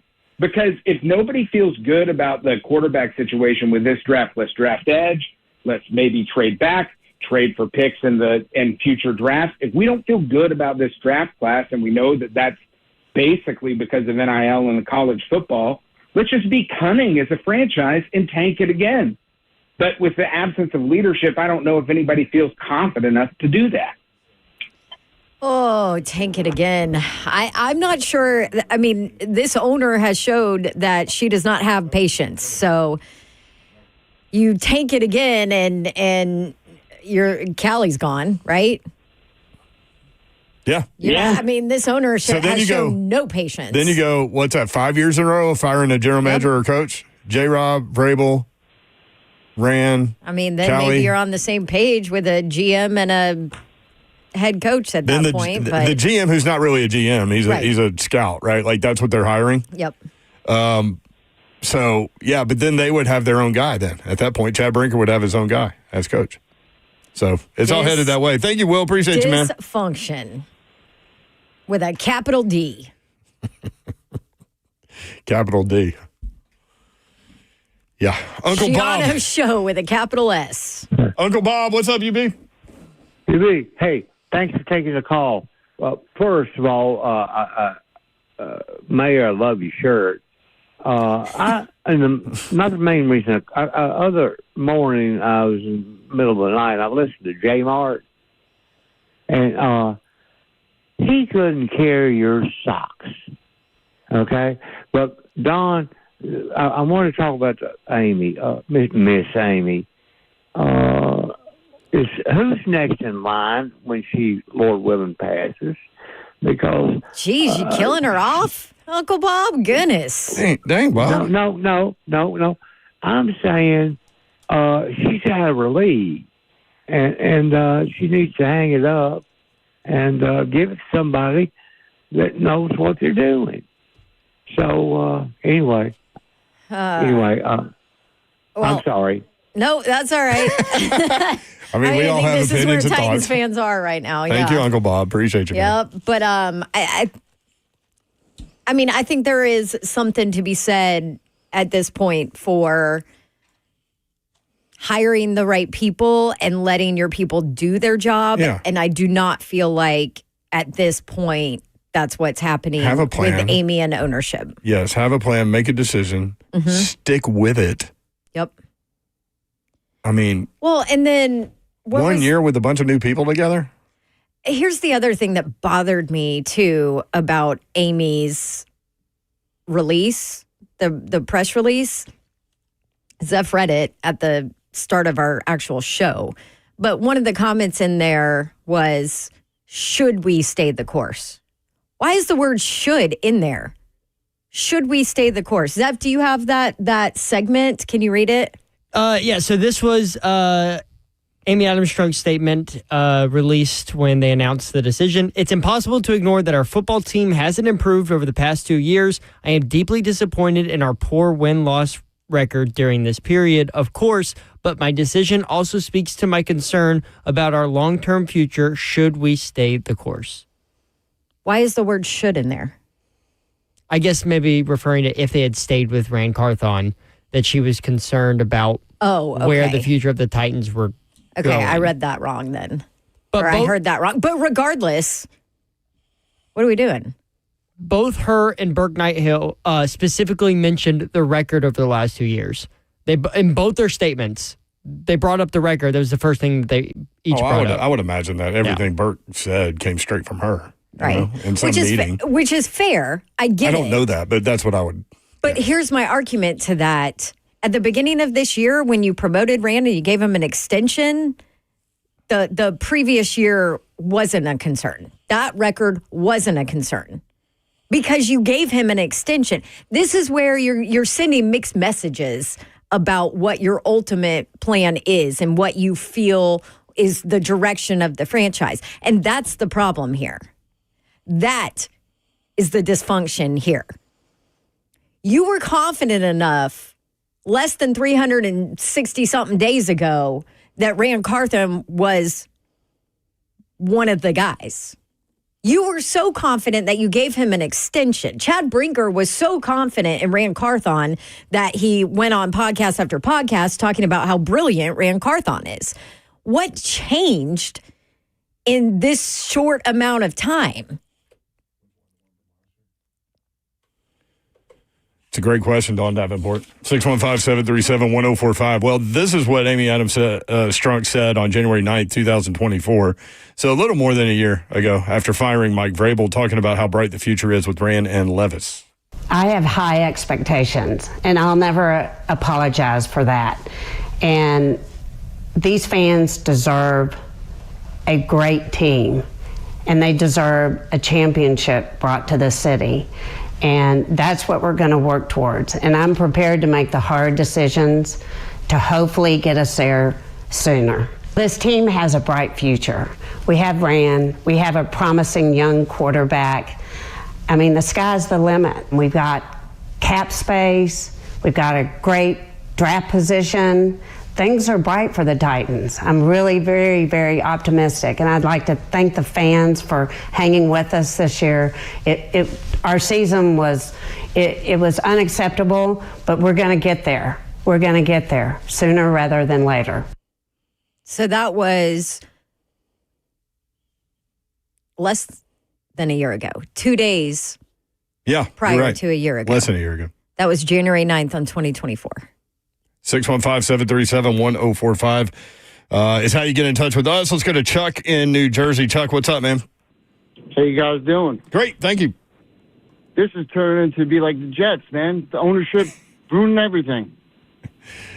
I mean, This is what you deal. This is what you deal with up there. You ain't wrong. Well, I'm a big Titans fan, but I'm watching that disaster go on over here, and that's Rodgers and Woody Johnson. Yeah, and a teenager. What about Joe Douglas being our GM? Who? Joe Douglas. The Jets fired Joe Douglas. Oh, yeah. Here's started nailing drafts. You know what I mean? Listen, the GM that they hire is going to be a GM that's not been a GM, because the GM they hire is not going to have roster control. The GM they hire is going to be a scout. So, and is going to be under Chad Brinker. I don't imagine anybody that's been a GM before will take that role and be under the thumb of Chad Brinker. Yeah, I don't believe that to be true. But and who's to say the GM doesn't want to fire Callie? Well, I mean, this is our point too. Chad Brinker has control, so that's what I'm saying. Then maybe he's going to end up running the whole show. I think that's what will end up happening. I think he'll just end up being the GM. And they should just sell the pick. Sell the pick. Don't take a quarterback. Sell the pick. Really, get more picks. Well, Matt Miller, that's on the table. ESPN NFL draft analyst, Don asked about Cam Ward and Shedeur Sanders. He said, how many quarterbacks were in the first round last year? 6. I would take all of them over Cam Ward and Shedeur Sanders. So that's where we are with those two, according to him. I mean, yeah, I would sell the pick or take Hunter. I got you, brother. Thank you, man. Take care. You guys have a good day. Thank you. Too. So here's my other point too with this GM. I'm putting air quotes on it, by the way. I know we're on the radio. This open GM position in air quotes because it's not that. It's like an offensive coordinator who doesn't call plays. Correct. Which is what Kelly used to be. Yep. So it'll be a GM who doesn't make picks. Right. And here's my other point too. Do you want to walk into this franchise right now? Do you want to be a part of this franchise with everything that's going on? Now, I'll say this. If I haven't been a GM and I want that title, yes. Really? Because I won't, because I feel like I'd be signing my career death certificate by making that move. Well, I think you would have at least 2 years. In all honesty, but will you? Because Amy has showed that she has zero patience. Yeah, but she fires one person at a time. She doesn't lockstep everything. But how are you going to have success in a franchise that looks like that? I think you're guaranteed 2 years, because I think if Callie doesn't do well, then you fire him, and then you and Brinker hire the next guy, and then everybody's in lockstep. Oh my gosh, this is like the circle of death that you get on your laptop whenever you're trying to open something. Who was it that said front office Game of Thrones? That's really funny. All right, more 3HL next. Your reaction, 615-737-1045.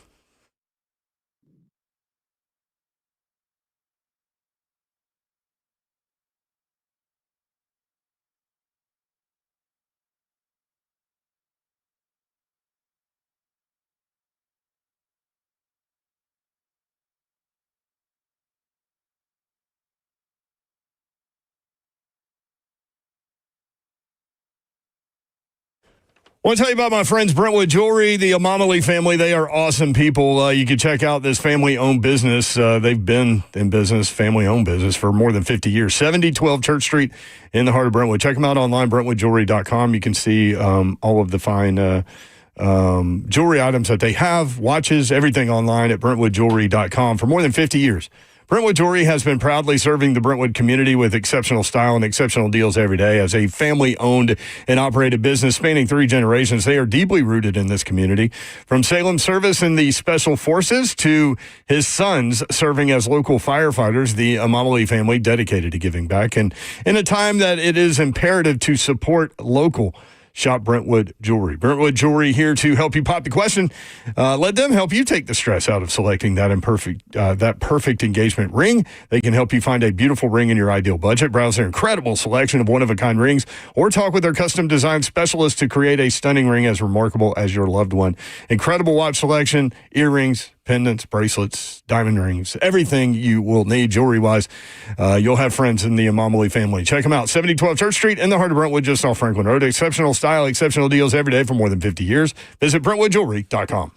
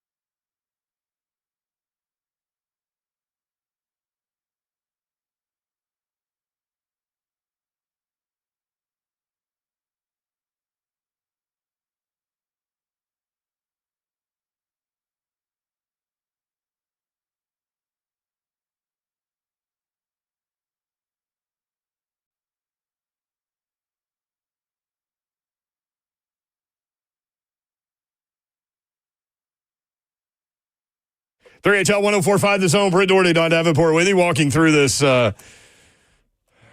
this day of change over with the Tennessee Titans. They moved from Rand Carthon. Also, Brent Akers, VP of Football Technology. John Albertson, security, former THP guy. Anthony Pastrana, technology and video. Anthony Robinson, assistant GM, all gone. 615-737-1045. Kind of walking through your reaction. Let's go to Will from the Ville. Next up on 3HL. Will, what's up, dude? What's up, man? How you doing, man? I'm great, man. It's good to hear your voice, man. All right. Hey, Babs, how you doing? What's up, Big Slay? Doing great. Slay's in Charlotte, bro. Oh, he is in Charlotte, y'all. He sure is. Sorry, damn, boy. I didn't even know it. Okay, well, one thing I was saying, Rand did do a good job, and he didn't have a chance, Babs, and he had a depleted roster. But maybe one reason they could have thought about Rand, and I am a Rand advocate, but you got to think, Elijah Molden and Christian Fulton both is doing good in San Diego. And then he spent money on, he said Will was straight, and he figured he would get some help around him. He got receiver. We tried to fix the line, of course. Quisenberry got hurt, and we understand that. Injuries happen. And Snead, it was red flags about his injury status when he was in Kansas City. He didn't practice much. When he played, he did ball. I do agree with that. Mm-hmm. But maybe Will wasn't a guy, and maybe he could have went and got Sam Darnold with his relationships with San Francisco. Maybe they're looking at that, and maybe why he didn't think about Sam, maybe, because we don't have the worst roster in the league. Yeah, but we do have the worst record. So I think you're going down the right path there. I just think that they must have all thought, like I did, like Babs did, that Will thought Will was the guy. Will was going to be the guy, Yep. and so I think that's why they didn't make those moves that you alluded to. Yep. Yeah, because Sam Darnold sure would have probably looked good, and I didn't think Sam Darnold was what he was, but Minnesota does have everything around him to make it work. I will agree with that as well. That's true. Sam had 5 years previous and really didn't do anything. And this year just came out of nowhere. The Panthers had Baker and Sam Darnold at the same time, man. Yeah, that's right. Both of those guys. That's right. Well, hopefully we can get this quarterback right. I'd rather trade down to get more ammo because we got more holes to fill, because I like Shador, but I'm like you. Hell, it went all the way down to Bo Nix. Look how good all the quarterbacks are doing this year, man, to be honest. They really done good. So we missed our quarterback draft. Hopefully we get it right, and all I can say is tighten up and hope we get. But go Vols tonight, too, just as well against those guys. Yeah, I'm kind of nervous about this one tonight, Will. I am, too. I wanted to go, but I definitely would go when they play Bama, though. I wanted to go tonight, but I said I'll hold up for that one. Will makes things happen, man. Thank you, bro. Appreciate it. Y'all have a good show, man. Right. I guess I'll call my guy. Yeah, call It's him. Will from the Ville. That's Slay's guy right there, man. All of our guy. 615-737-1045. The thing about Christian Fulton, though, he was just always injured here. Just to point out. He was always injured. Yeah, and Elijah Molden wasn't happy because there wasn't really a spot for him, and then they drafted around him. And Yeah. Fulton injured in L.A. this year as well. Oh, there you go. So. Look, I'm watching Pardon the Interruption, where they're playing the Giants owner sound, where he's almost out of patience. Like, it's nice to hear from him, though, huh?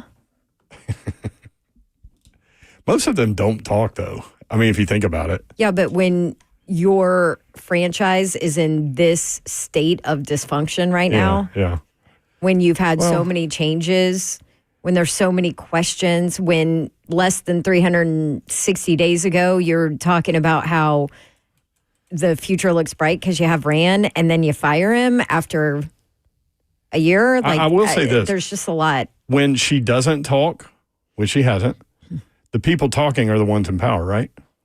Yeah, but they're not talking either. Burke Nihill and Chad Brinker talked. Well, yeah, but it's not like they're holding a press conference. Everybody come ask us questions. No, but I think I would have honestly, and we can disagree on this one, obviously. You and I disagree on a lot of things, but I think, like, lay the mushroom cloud and then talk. Like if he, let's say. Do you have the email of when they're talking? No. I'm saying come on our show is what I'm saying. Come sit in here for an hour. Let's talk through this. I mean, talk. Yeah. If you're in charge and this is the right move for the future of the franchise, your fan base right now is in meltdown mode. Right. Meltdown. So you have a PR problem. You mushroom cloud it. You go through the week. We have our little snowstorm. And then talk next week. Come in. Come in studio, either one of y'all. She could pull a Jerry Jones, and instead of, spending time working and fixing on the team as the general manager and owner, go start acting in Landman. Dude, he was phenomenal. It was a great scene. I think that should be his future. I feel like he has spent more time practicing that scene than he has being the general manager and helping out the Dallas Cowboys prepare for the future. Well, I mean, maybe he's been acting at that too.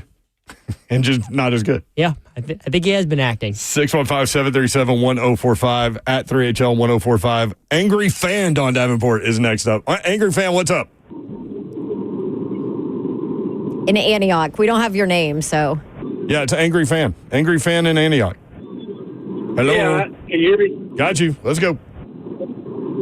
Yeah, I just gotta say, man, I think we got a subject of bad ownership. I mean, yeah, Jerry Jones type thing, where Amy Adams is just an emotional business person. If you think back, I mean, I'm thinking all the way back to where the Titans got into some trouble about not interviewing a particular type coach, and then all of a sudden we get a particular type GM, and then all of a sudden Vrabel's fired, and it just things are adding up. It seems like a lot of emotional thinking going on, and then now it's like a scapegoat fall guy kind of thing with Rand Carthon. I don't know. At this point, I'm thinking we just need to scrap it all and start all over, including the ownership. Well, you can't. I'll hang up. You can't fire the owner. Angry Fan left. How you do that? He just didn't want his name out there. He just wanted to give us an opinion without any. Right, but how do you fire the owner? You can't fire the owner. You don't. I mean. Nope. Trust me. Look at Jerry. He does a radio show every week. He sure does. And he says a lot of things on it. This last one he didn't know. He was like, I'm not going to talk about it. I'm Mike not. McCarthy. Listen, I'm not asking for Amy to go on a weekly radio show or anything. But when you make a change like this, so close to when you came out and talked to your fan base through a Mike Keith podcast, right? Yes. And then fire the guy that you told all your fan base to believe in. Which I mean, you should talk. Literally, she said that stuff less than a year ago, and she's about to say it all again about whoever they hire this time. Although, again, listen, Brinker's the GM. What are we doing? You're not even hiring.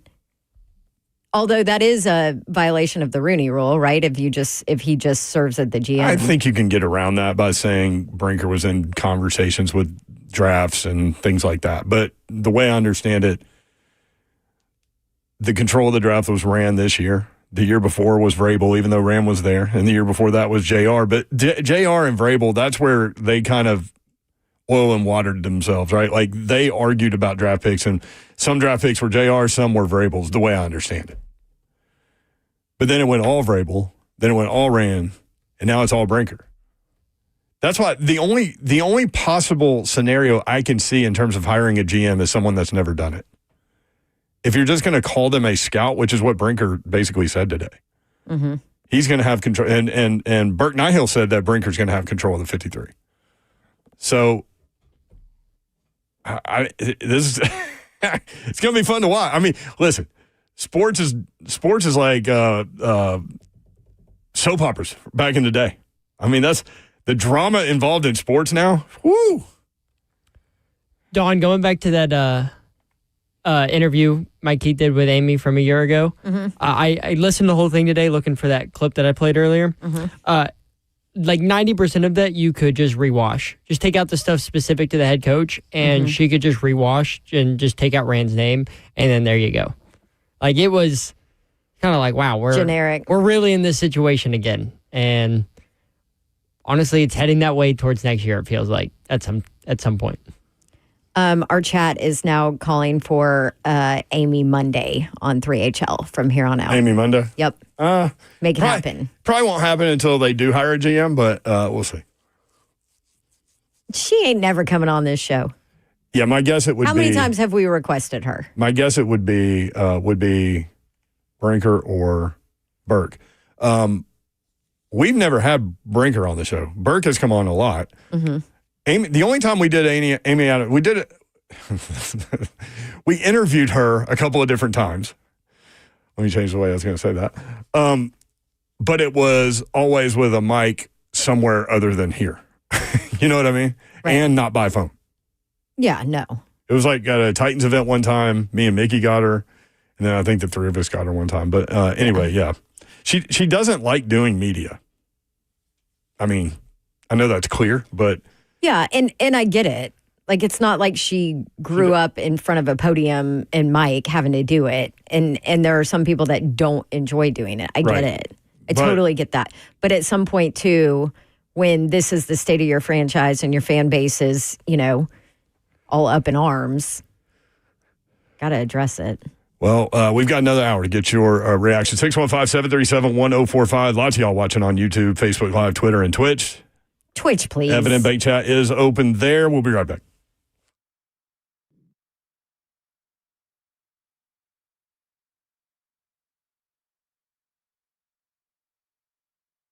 What's up? What's happening, good people? I'm talking to my fellas out there, though. First and foremost, let's get the energy right. You got to be able to let those feet hit the ground and take off and run with it. How can you do that if you can't get in the game? You need to go to GameDayMen'sHealth.com. I slid over there today, man, make sure everything was cool, get my T-levels tested, because you got to understand, once you get over that age of 30, the older you get from that point on, yes, it increases the percentage of your T-levels being low. It increases. You need to be on top of it. You got two locations to pick from, Green Hills and Hendersonville. GameDayMen'sHealth.com. Go online, check it out. Go on and set your appointment up. Lock it in right there. You go in. It takes about, 15, 20 minutes. Get all your results back, and they're going to let you know exactly what you need to do. So while you freelance and going to the gym trying to figure out why you can't get jacked, well, I got an answer for you. You need to go to GameDayMen'sHealth.com. It's that opportunity you've been looking for. No reason to sit back and wait. Get in the game today with GameDayMen'sHealth.com.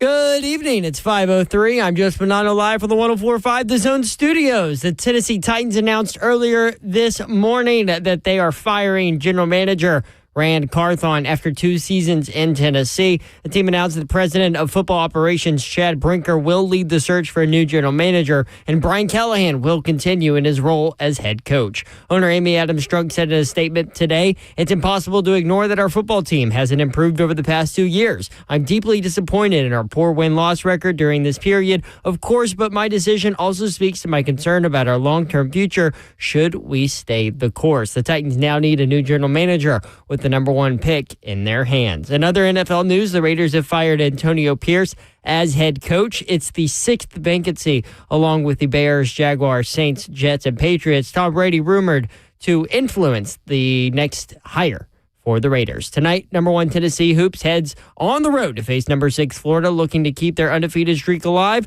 Tennessee's Cade Phillips was questionable, but will be available to play despite a shoulder injury. Tip-off for that game is at 6 p.m., and you can catch the Ball Network call of the game right here on The Zone. For all your foundation repair and waterproofing needs, you need to visit USSTN.com. Breaking news at once on your home for the Titans and Balls. This is 104.5 The Zone.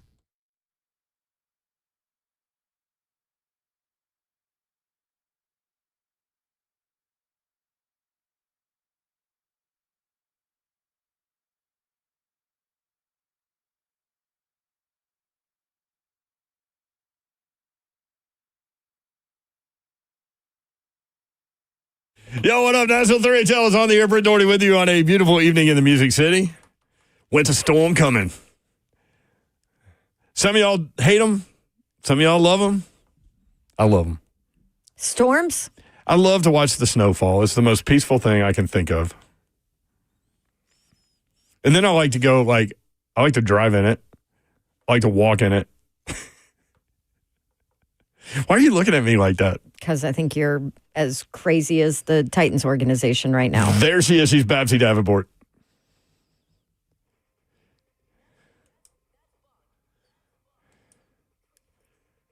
That's bunk. There's a whole lot that's bunk today, Mayor.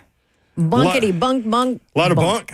Rand Carthon gone. If you have been in meetings and been productive today and not listened to sports talk or read Twitter or anything like that. Titans have parted ways with General Manager Rand Carthon. We're getting your take. Lines are loaded. Going to go to the phone, 615-737-1045. We've been giving our opinion all day, but short end of that to me is I disagree with the lack of patience. I would have gone another year with this group working together. But that's just me. Who am I? Babsy, where do you come down on it? Brian Callahan, it wasn't your turn. Yeah, that's all right. I didn't ask you, Speak, BC. Callie. Speak. How about it? Callie, you know what? Because you're just a sitting duck, so you might as well go ahead and speak. Callie, what do you think about them getting rid of General Manager Rand Carthon? There you go. Callie, what do you think about, you must win and probably go to the playoffs or something this year to keep your job? By the way, with a possible quarterback that either A, is old and washed, or B, it doesn't even have a first-round grade by almost everybody who is a draft evaluator. Yep. Is he in a lose-lose situation this year? Yes.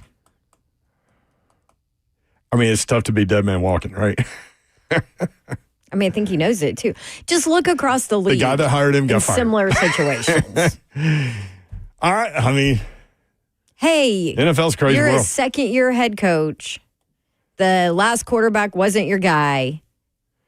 Your GM just got fired. Your GM just got fired. You have the first overall pick. You're making, as a franchise, you have to find a quarterback somewhere, somehow. Most likely you draft one. Neither one of these guys are ready to take the reins in the NFL right away. They're just not. I love Cam Ward. He still isn't ready. And not a lot of rookies are. And listen, if they drafted one of those two guys, I'd be all for it. I'd be excited. I'd be hopeful, all of those things. But Matt Miller, ESPN NFL draft analyst, told us today, when asked about Cam Ward and Shedeur Sanders, he said 6 quarterbacks taken in the first round last year, I would take all of them over Cam Ward and Shedeur Sanders. It's where we are. So I asked him, I said, well, is there a talent that's hiding in the weeds that maybe we don't know about right now and can you can get in the middle rounds flying under the radar. And he said, nah, not really. Nah. It's like, okay. So if you're a quarterback, just stay. Thanks, Matt. Yeah. He was like, sorry to lot bring of them. bad news to Nashville. He also said his number one overall player was Abdul Carter, which we need to hit Slay with at some point. 615-737-1045. Your reaction to this news. Tony in McMinnville. Tony, what's up? Come on, man. What up, Tony? God. This is kind of like Rob Schneider in The Waterboy. We suck again. We got to quit repeating this. You just spoke a minute ago. You said Rand's picks were last year. Look at the production we got out of his picks. This is what I'm saying. No, we didn't win a bunch of games. The man did his job. We had a decent draft. Everybody was producing, except the quarterback. I mean, look, I was on the Will Levis train too. And the surprising thing is he's standing there talking to the press like, well, what I'm going to do next year, shut up. We've seen what you're going to do. You're not going to get any better. Go somewhere else. Thank you. Find a quarterback. We should have kept Rand. I'm sorry. I got off work at 4:30. I just found out about this, so I'm. Ooh. Oh man, Oh. yeah. So it's still just it's kind fresh. of bubbling there. It's fresh, Tony. Yeah. I don't mean to like Rand. I'm usually not like this, but look, we got to do something. Like I love Miss Amy. I need her. Like you all said, we need patience. Mm-hmm. If the owner of your favorite restaurant fires the cook and the food sucks, you're going to quit going. You're going to quit eating there. I've done it myself. She needs to think about that. Thank y'all. Thank you, Tony. Appreciate it. That's funny that we did find a guy that just found out. Oh, sorry about that, Tony. Yeah, that's tough. That's a tough feeling. What if Miss Amy is letting her football people do their jobs and this is a Chad Brinker, Burt Nyhill thing? Or it's just a Chad Brinker thing? Or like I 100% think it is, Mayor. Yeah, I agree. I don't know about Nyhill, but listen. Amy clearly trusted Rand Carthon more than she trusted Vrabel. Vrabel gone. Trusts Brinker more than she trusted Rand. Rand's gone. This is where we are. 615-737-1045. CJ Ekipop in the borough. Bob, what are you doing? Trying to collect my thoughts. So I just want to have a quick conversation about patience and where it went. In life, sometimes desperation can make us do things that we wouldn't otherwise do. And I think that's true in the case of what happened today with Rand Carthon. What happened to letting do their jobs? What happened to letting people grow jobs? In every profession that we ascribe to do, we have to learn and we have to grow. Everywhere except sports.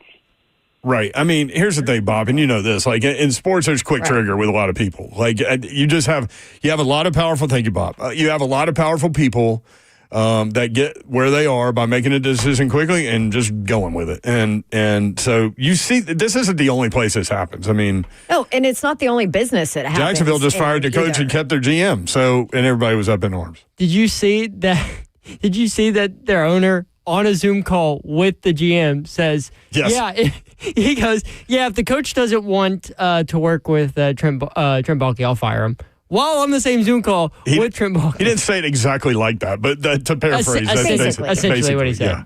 No, he did. He goes, a prospective coach, like if they can present a case as to why, we're not doing things the correct way in the front office, then yeah, we'll have no problem making That's that probably why Amy isn't talking to anybody, because if she says something stupid like that. And Baalke was on, it was a split screen. If she says something stupid like that. What was Baalke's reaction? There was no reaction. Like he just sat there. Jeez. Okay, but to CJ's point too, I also feel like that's kind of the way of the world right now, too. Yeah. I mean, it's impetuous. It's win now. I mean, it's college football, too. Everybody wants everything right now. You don't get the time that you used to get, period. You just don't. And sometimes I think people forget what a hole the Titans were in heading into this past season and how many holes they had. Have you thought about this? Like, what all has happened since they lost to Cincinnati in the playoffs? Oh, my gosh, Like, it's been an absolute disaster. What if they win that game and then host an AFC championship game? That's how close they were. And then Three interceptions John later. Robinson is maybe still the GM? Maybe. Mike Vrabel's still the head coach? Probably. If they go to a Super Bowl, probably. Although, I don't know. I mean, Miss Amy fires people. Whether it's her or her guys or whatever, like, people get fired around her. I mean, every offseason, JR, Vrabel, ran, and something will happen next year probably, right? Like, unless they go 12-5 or something. What does Brian Callahan have to do now with two dudes above him that didn't hire him? Win, baby. 615-737-1045. Eric in Nashville. Eric, what's up? And maybe also A.J. Brown is still here. No, that's a good point, Eric. Yeah. Yep. But guys, here's the thing that's so frustrating about this. I believe a lot of people that wanted us to lose to get the first pick in the draft, I also believe wanted a firing. Well, you got what you wanted. I was not in favor of this, but if you were going to do it, I was like everybody else, clean house. But the thing is, like I said, I put Brian Callahan under the gun where I think minimum he's got to do is double his wins, and even that may still not be enough. And I know this is a minority opinion. I'm not saying he should start, but I think you have to bring back Will Levis. And my point is either get a veteran, maybe trade for J.J. McCarthy. I don't know. I don't know if you could really bring a rookie into this situation because you're talking about you're selling Callahan now with a rookie quarterback. The offensive line stinks. And what's even more frustrating about that, this was an offensive line 5 years ago that was considered one of the best, if not the best, offensive line in the NFL. To see how far we've fallen, guys. It is just so frustrating. I'm a season ticket holder. I know I'm not going to be at the new stadium because I can't afford it, but I don't know now whether or not I want to do the next 2 years. I basically acted over emotion, but it is just so frustrating just to see this, and we've now just become the laughing stock of the NFL, and that's the one thing I'm so upset about. And it's just going to be interesting to see what happens. Guys, I'll get off and let you get some calls. I do hope we'll talk again soon. Thank you, Eric. Thanks, I mean, Eric. this is an emotional. Those are a lot of points, though. Yeah, good job. This is an emotional day, like to get out the emotion from the shock of the story, right? Yeah. My hope is whatever general manager they find, I hope he's the best scout guy in the history of scout guys. Well, and I hope that Chad Brinker listens to him. Well, I don't know that's Chad. a big question. I don't know Chad. I don't know at Chad. all. Zero. I don't know Chad, but the perception from the outside is not good. 615-737-1045. More 3HL next. Again, the Titans part ways with general manager Rand Carthon. This is 3HL.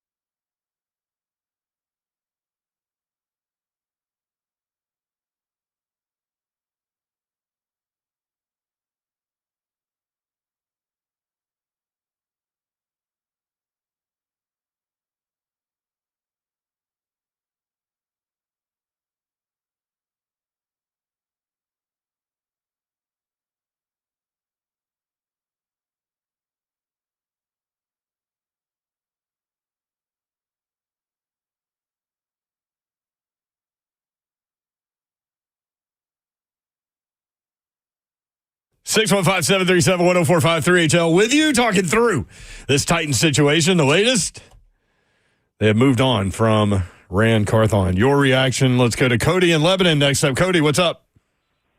Hey, so I was on Twitter earlier, and I was just looking around to see what everybody was saying, and I came across a tweet from Sam Thalen,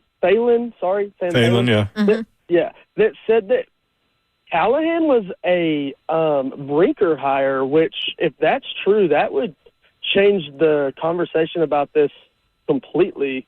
I don't know if that's true, but that's what he said in the tweet. We were just talking about that during the break. We just had that conversation. I never even thought to dig in on that, but we're going to dig in on that now. Yep. And somebody asked me, too, if Callahan was a Brinker or a Rand hire, because you could have a GM, so to speak, in Brinker that is on the same page with the head coaching hire. Right, because Chad Brinker's title is President of Football Operations. Mm-hmm.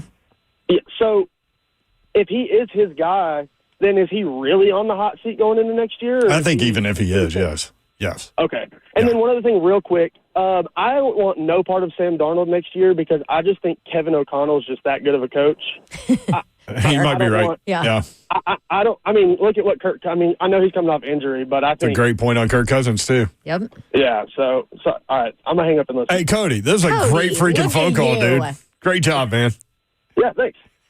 You're welcome. That was very refreshing. Also, it's funny he brought that up because we legit just had that conversation I just about who actually was the Callahan, who's Callahan's guy. And I never thought to really dive into that. So, I mean, that's on me. We'll work on it. Yeah. We'll get back to you tomorrow for sure. Back on the Sam Darnold point, watching him go up against the Lions Sunday night in that regular season finale, like, dude could not handle it. And they were bringing pressure at him left and right. What do you think he's going to get here? What do you mean? That was kind of a sinister laugh there, bud. Sorry. He brought up O-line. Hey, man, they can't be worse next year. Yeah, okay. No, this is a me and Babs thing. Please. I've literally said that to Babs like 3 straight off seasons. And guess what? It has always gotten worse. I said, man. don't ever say that. It can always be worse. Should we take early bets on what crazy thing is going to happen the first week of January next year? I don't know. I mean, could y'all see the Titans trading out of one and then taking like Will Campbell or Kelvin Banks Jr. offensive tackle? No. Well, I could. No, because they're not going to play tackle in the NFL. Several people. Oh, yeah. Well, several people have brought up. No, that's a good point. They're going to be like a Peter Skronsky and move inside, and you don't trade down out of the number one pick to go get a guard. That's you. If you do that, everyone fired. Well, Owner. Everybody. I mean, if you come up with another number one pick and then a number one next year and then like a third round this year that you don't have and a second round next year, then I mean, give me some draft capital. You better get like the Matthew Stafford where you get 3 number one overall picks for the next 3 years. Yes. So Roger Saffold, we had on our show. Yes. So Roger Saffold, who former Titan offensive lineman. Used to have him on every week. Did we miss him, right? Mm-hmm. Used to have him on every week. IU guy, extremely intelligent, like just all around great guy. But he tweeted this, and he's dead on. I don't get why so many head coaches and GMs are one and done. You can't turn around a bad team in 1 year. Yes, I know there are some outliers, but we're putting new faces on dumpster fires and expecting them to be playoff caliber teams. It doesn't make sense when you think about it. Preach it. And that's exactly our point with this entire situation with this decision to go ahead and fire Rand Carthon. Big Saffold. Preach it, bro. 615-737-1045. Let's go to South Central Kentucky. Joe in Bowling Green next up. Joe, what up? How about I start with a positive note? Do Brent? I've been listening to you for at least over a dozen years, and I don't call very often, but one of the smartest things you ever did was to hire a young lady named Miss Davenport as your football. Yes, I take complete. Appreciate you, Joe. Yeah, I hired her. It was my decision alone, and That was it. No, All right, Brinker. I did have to kind of talk her into it a little bit. I will say that. You did. So Yes. now you're stuck with her, right? That's right. Stuck with Hey, that. trust me, there's some days he wishes he didn't talk me into it. I know that. No way. Well, Miss Davenport, let me present something for you because I watched the broadcast on Sunday, and it opens up. It's an empty stadium, and I know it's 3-13, but 13-3, it probably wouldn't have been as empty. And Ross Tucker and the guys are talking about the team, and Ross made a point. He said the Titans have had a trouble with right tackle all year. He could have said 2 years. Yeah, 2 Well, years. okay, but he's But yes. been the general manager for 2 years. That's what I think. And I wasn't shocked that they let him go, but, I mean, I was a little bit surprised. But, he's got a stadium coming. Instead of going from 3-13 to 6 wins, we went from 6 wins to 3. And she's sitting there with that time clock in the back of her head, I'm sure. And Rand didn't draft a quarterback that was capable and had no situational awareness. He could not fix the right tackle. So if it is my understanding that Rand did not draft him, but okay. But yeah, but I mean, if that's your 2 big issues and your general manager is unable to fix them, I can understand why they moved on. Yeah, well, I will also point this out, though, Joe. The previous regime missed on multiple picks in drafts to where you had so many holes that you had to fill, especially a first-round pick on an offensive lineman on top of it. Yes. And I didn't love the Skoronski at that number draft pick either, that high. But I feel like, too, there were so many holes in this roster that there was nobody, I mean, not even Jesus, that could have fixed this roster and filled all of the holes. Those happened to be the offensive line. I mean, obviously happened to be the worst. I think that what showed up the worst as far as the biggest holes in what this roster was. And I think they also thought MPF was going to be better than what he was on the right side. And that I think they felt like, okay, we got a guy who can at least, be a starter on the right side of that line, and not going to be a Pro Bowler or anything, but at least can hold his own to where, it wouldn't have been as bad as it was. So yeah, but the previous 2 people were gone as well for the same kinds of situations. So, I mean, they went through Dillard, they gone through everybody, but anybody that's walking and talking and chewing gum, they try Dillard, Daly, I mean, you name it, yeah.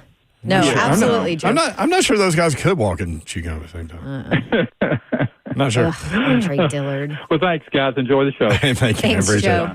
But I will say this: there's at some point there's so many holes that you can't plug them all. You really can't. That's and the beauty. Didn't you think that they felt MPF with the addition of Brian Callahan? I mean, of Bill Callahan. Billy Callahan. Yes, thank you. That he could do enough to where it wouldn't be so bad. I think they misjudged that situation. They completely misjudged that. But the beauty of drafting offensive linemen high is that, like, when you hit on good ones, they tend to have, 10, 12, 13-year careers. Exactly. So by the time Kevin Mawai and Ben Jones. So now, theoretically, the left side you got going in the right direction, right? You get Cushenberry back at center. By the time they fix the right side, Skoronski and Latham will be, toward the latter part of their career, but they'll still be there. Stop. This is the other thing. I think a lot of people, too, don't realize how when you fail on multiple drafts, how bad it impacts your roster. Like, you can sit there and try and build a team through free agency and all of that, but if you don't hit on some of your drafts, you're done. Guess what you are? You're the Tennessee Titans. 615-737-1045. Chris in Madison. Chris, what's up, man? And nothing much, y'all. I just want to start off saying I listen to you guys every day on my drive home. God love you. Wonderful show. But the writing. But if we're being honest, the writing was on the wall. Somebody was going to have to get cut. Now I do agree with Kayla this morning when she pretty much said, if you're going to cut it, you need to just cut them all. Exactly. And that's kind of how I feel about it. I mean, they do one guy a year. So then you never have any kind of structural stability moving forward. But you always have the fall guy. Always have a fall. And there's no continuity between nobody that's running the show. So then you get what you get. And I mean, I get it. I mean, somebody had to go. But if you were going to cut the guy who was doing all the drafting and the free agency and all of that, well, then you should just went ahead and cut everybody and cut the slate clean. If we're being honest with you. Somebody in the chat said, "Thank you, Chris. Appreciate you, bro." Chris, you can't do that because that would make sense." That's why I was so big on getting away from the cut the one guy a year thing. Like, let these guys have another year together and see what happens. But now, I mean, you're going into a situation where you're going to have 3 new people to each other again. 615-737-1045. Matt in Bellevue. Matt, what's up, man? Hey, y'all. Am I completely crazy just to think that, giving up, the 65th pick this next draft, a legitimate starter, and committing $70 million to someone who played 5 games with medical records so bad that no other team wanted to touch him, even remove their offers, isn't a fireable offense by itself? I mean, if all of those things are true, but I don't think they are. So thank you, Matt. I mean, what, no other team wanted him? Yeah, I don't think that. I don't think that. I think the Titans had to sell him. Yeah. And, I mean, I think there was concern out there. All players have had injuries. Yeah. I mean, what does Coach Mack say? I mean, the one thing that's always going to happen no matter what in the NFL is you're going to get hurt. Mm-hmm. So, yeah, I had no problem with Snead at all. And you can't, well, I'm not going to get that guy because I know he's only going to play 5 games for. No, you don't. Like, somebody was going to sign him, number one. Number two, that's one of the most talented cornerbacks in this game. And he got hurt. Like, how do you know that beforehand? You don't. To that level where he's only going to play 5. Yeah, if you know that going in, of course you don't sign him. But you could say that about anybody. I mean, let's pick a $90 million guy that didn't get hurt. You know what I mean? Like, I don't know. I appreciate the call, but that argument to me is a tough one. 615-737-1045. Denise in East Nashville. Out east. Denise out east. There you go. What up? Yes, out east. Yes, out east. Out east, Denise. What are y'all doing? We're good. What's up? Look. I listen all the time and I never call, so I'm kind of excited, but you gave me way too much time. I got like 10 different points, but I'll rush. Do it. Okay. Do you know how frustrating it is to be on dial and repeat and you keep hearing Brent repeating the phone number? 615-737-1045. Stop. I'm trying to get through. Like 20 times. But anyway, honestly, like, to put you behind the curtain, we're taught to do that. So, like, it's not even that I think about it necessarily. It just kind of happens. I was like, don't keep telling them I'm trying to get through. But anyway, here I am. I have a different take. I would like to officially say congrats to Rand. I think he's winning. He gets to get off of this soap opera that we are in right now, and I think he will look back and be happy with the decision that was made. He doesn't feel that way right now, but anyway, I want to say congrats to him. He might feel that way right now. He's about to get paid for 3 years, too. Yeah. He might. Yeah. But then how do you think Brian Callahan feels? Because we have a trend going, right? GM fired, head coach fired. GM fired, what's next? That's a trend, right? Yeah. Yeah. I mean, Sounds like it to me. I think Callie knows. I mean, he's sitting here looking at it thinking, oof. Ugh. And then who wants to come here? Looking at the trend, like where I'll see it. I'm not a football, I watch football. I have season tickets. I love the Titans, but I'm looking at it. Nobody wants to come here with this. We are unstable, and you're right, Don. We have a PR problem. Mm-hmm. But the way I live my life, and I'm going to end it with this, is I live with hope. So I'm going to leave it with, what if we're all wrong? What if we're all wrong and they're right? Okay, Denise. Next year, yeah.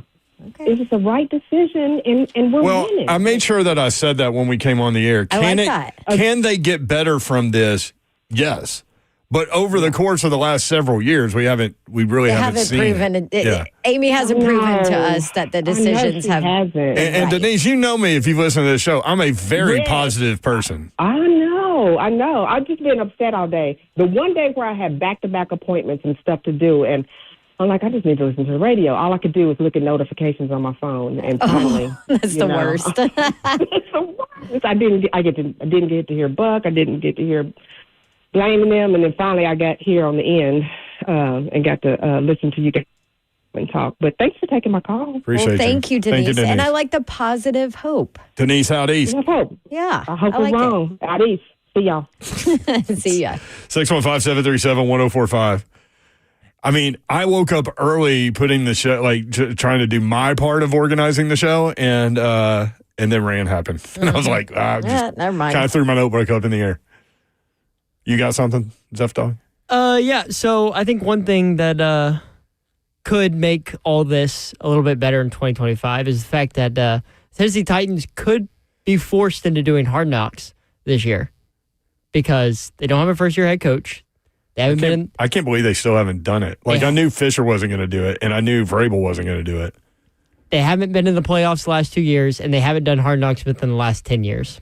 Who nationally cares to watch that? Oh, nationally, I don't know. I mean, do you want to know That's the other? what I'm saying. Right, but there's a limited list. Here's the four There is a teams. limited list, but the Titans are not a big pull from that. Okay, what are the 4 teams? Tell us when we come back. Okay, the 4 we'll do teams that. Are there only 4? be on That Hard could be Knocks. forced. We've run so Hard Knocks. far That through could the be Hard forced. Knocks thing. I mean, it just eliminates some teams that can get out of it, having done it before. Oh, that would be fascinating. All right, 4 teams that are available for Hard Knocks, including the Titans, coming up. Stay tuned.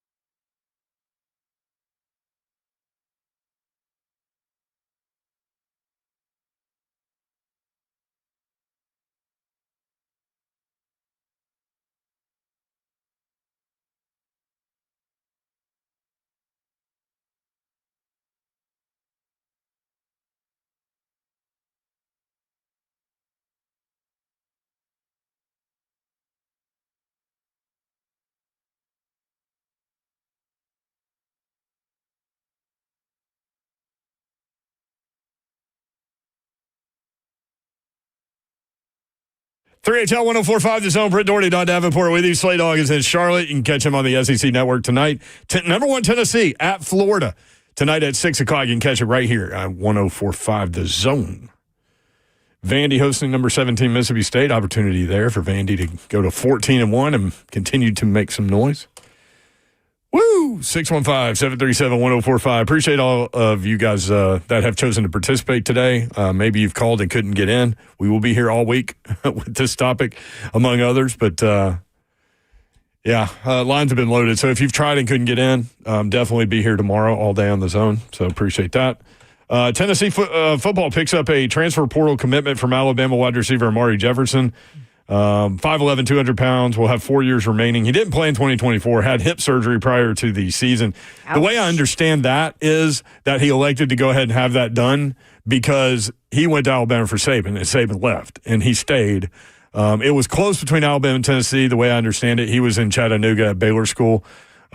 Big baseball player too, right, Zeph? Yep, was committed to Tony Vitello and the Vol baseball team before choosing football in Alabama. So, that's a portal pickup. Texas Tech offensive line transfer Sterling Porcher leaves Texas Tech and has committed to Vandy. Started 10 games for the Red Raiders in 2024, 6'4", 315.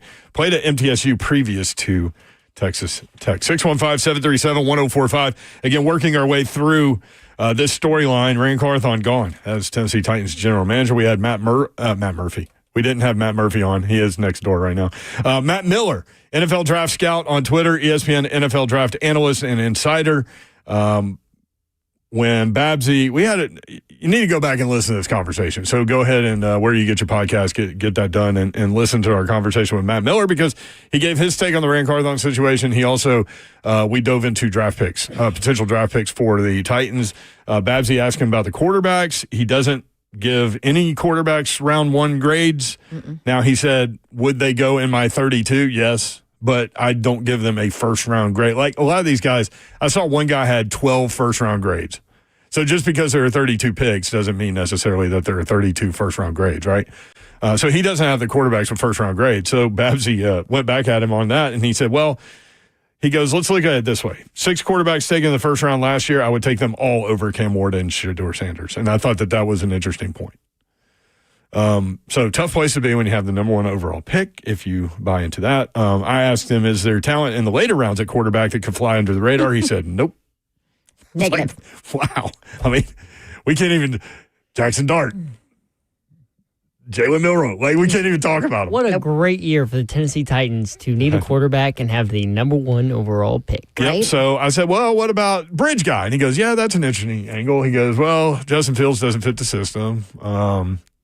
He goes, Sam Darnold's not going to be available. Who else did he talk about? He said Mac Jones was okay. Daniel Jones. I asked about Danny Dimes, and he goes, yeah, that would be an option. And then he said, if you want to lose. If you want to suck for 2026. 2026. All right. You want to go through these? Yes. We teased and did not deliver. Bad host on my part. I've been waiting for it. Thank you, Zeph, for reminding me in my ear. All right, Hard Knocks. Zeph's point was this would be a great year for the Titans to be on Hard Knocks. Finally, they've never been on it. I said nobody nationally gives up about the Titans, so they would never do it.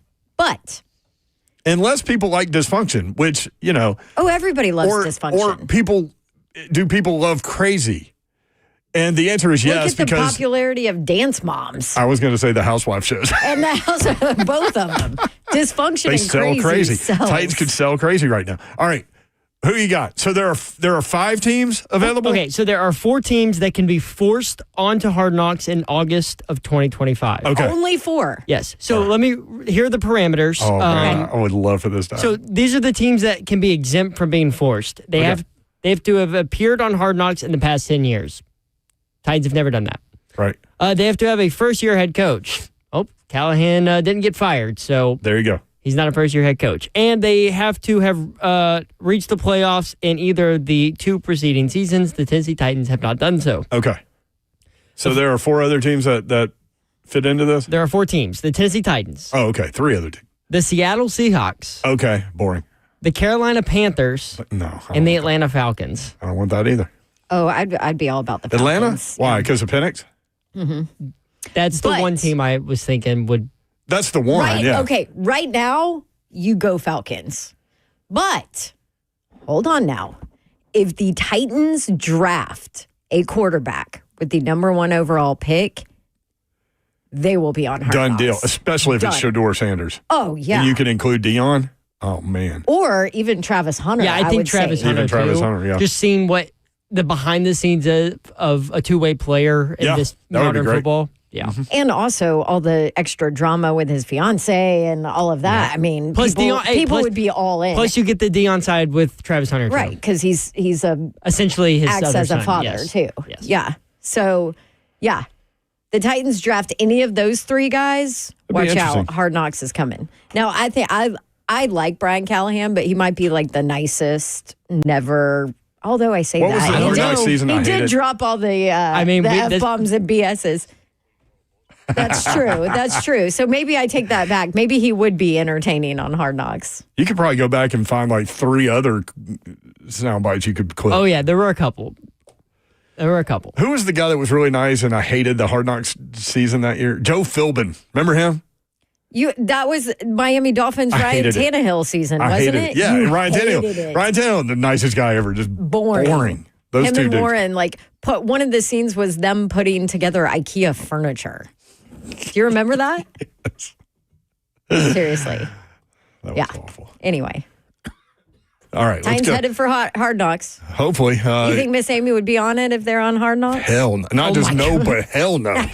She would move back to Houston and only come Never here come on- over here. Yeah, she wouldn't even come on Sundays because Yeah. Not just no, but hell no. Scott out there. Scott, what up? What's going on, everybody? Yo. Hey, I got a quick. I've listened to parts of all 4 shows today, and I have not heard this brought up, and I can't believe it. All right. And I'm not a Steeler fan, but the Steelers, by all accounts, right, are a very high-level, consistent franchise over a very long period of time. They've had 3 coaches and 4 GMs in the last 50 years. Mm-hmm.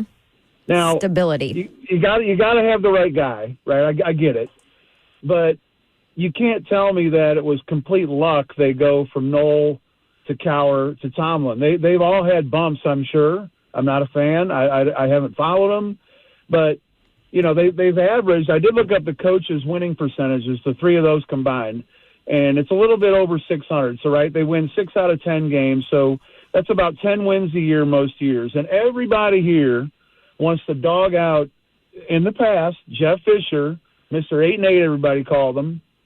It's only 2 games over what Fish and Floyd did in the greatest segment of the Titans' history, right? I mean, So real quick to your point on Chuck Noll, and I happened to just see this the other day about how back in the day people used to get like 3-4 years to get things going. Mm-hmm. Chuck Noll, his first 3 years, he was 12-30.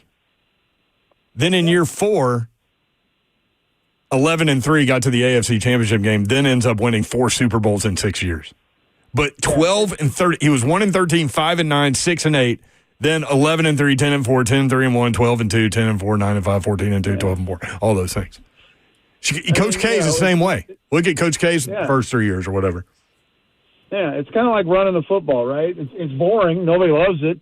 But the Steelers front office is like running the football, grinding it down your throat. And you know what? It works. And I know everybody wants to win now, draft quarterback now, start him now, don't sit him for a year. It's just crazy, man. I mean, I'm just a regular guy. I know, but everybody wants instant gratification. In our society as a whole. That's how times have changed. Yeah. Thank you for the call. Appreciate it. Those are good points, Scott. Great point. And also their personnel department has done a phenomenal job over the years. Here's too. Coach K at Duke. Year 1, 17-13. Year 2, 10-17. Year 3, 11-17. He'd be fired. Yeah. You don't get 3 years now. Clearly. Anywhere. Isn't that funny? And then after that, 24 wins, 23, 37, 24, 20. Once you get time to get your plan in place, what did the military guys tell us? This was an interesting conversation. This was, we were at Army Navy. Yep. And we were talking about just management. We were talking to the guy over the Army guy that runs Fort Campbell.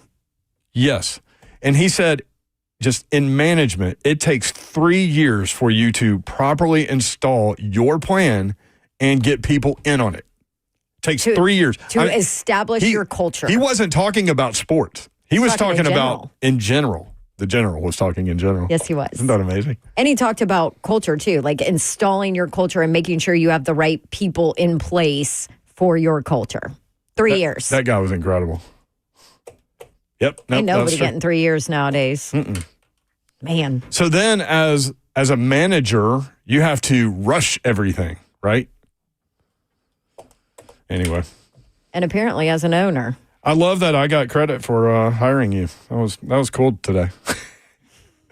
You'll take it. Yeah. So now you're welcome, Nashville. And all y'all that hate me now because you miss her on Channel 2 still. So is she going to get promoted above you, and then you're going to get fired? And then I'm firing you. Yeah. She gets to be in charge of everything. That's right. I could have it any day. Any day. Tennessee, Florida coming up next. Thanks, Mayor. You're fired. Boy, what would happen to me? Anyway, we appreciate you guys including us in your day. We do not take that for granted, nor do we take it lightly. Have a great night, y'all. Good night. God bless. See ya. Wouldn't want to be ya. Unless you're... Oof. Rand Carthon, apparently.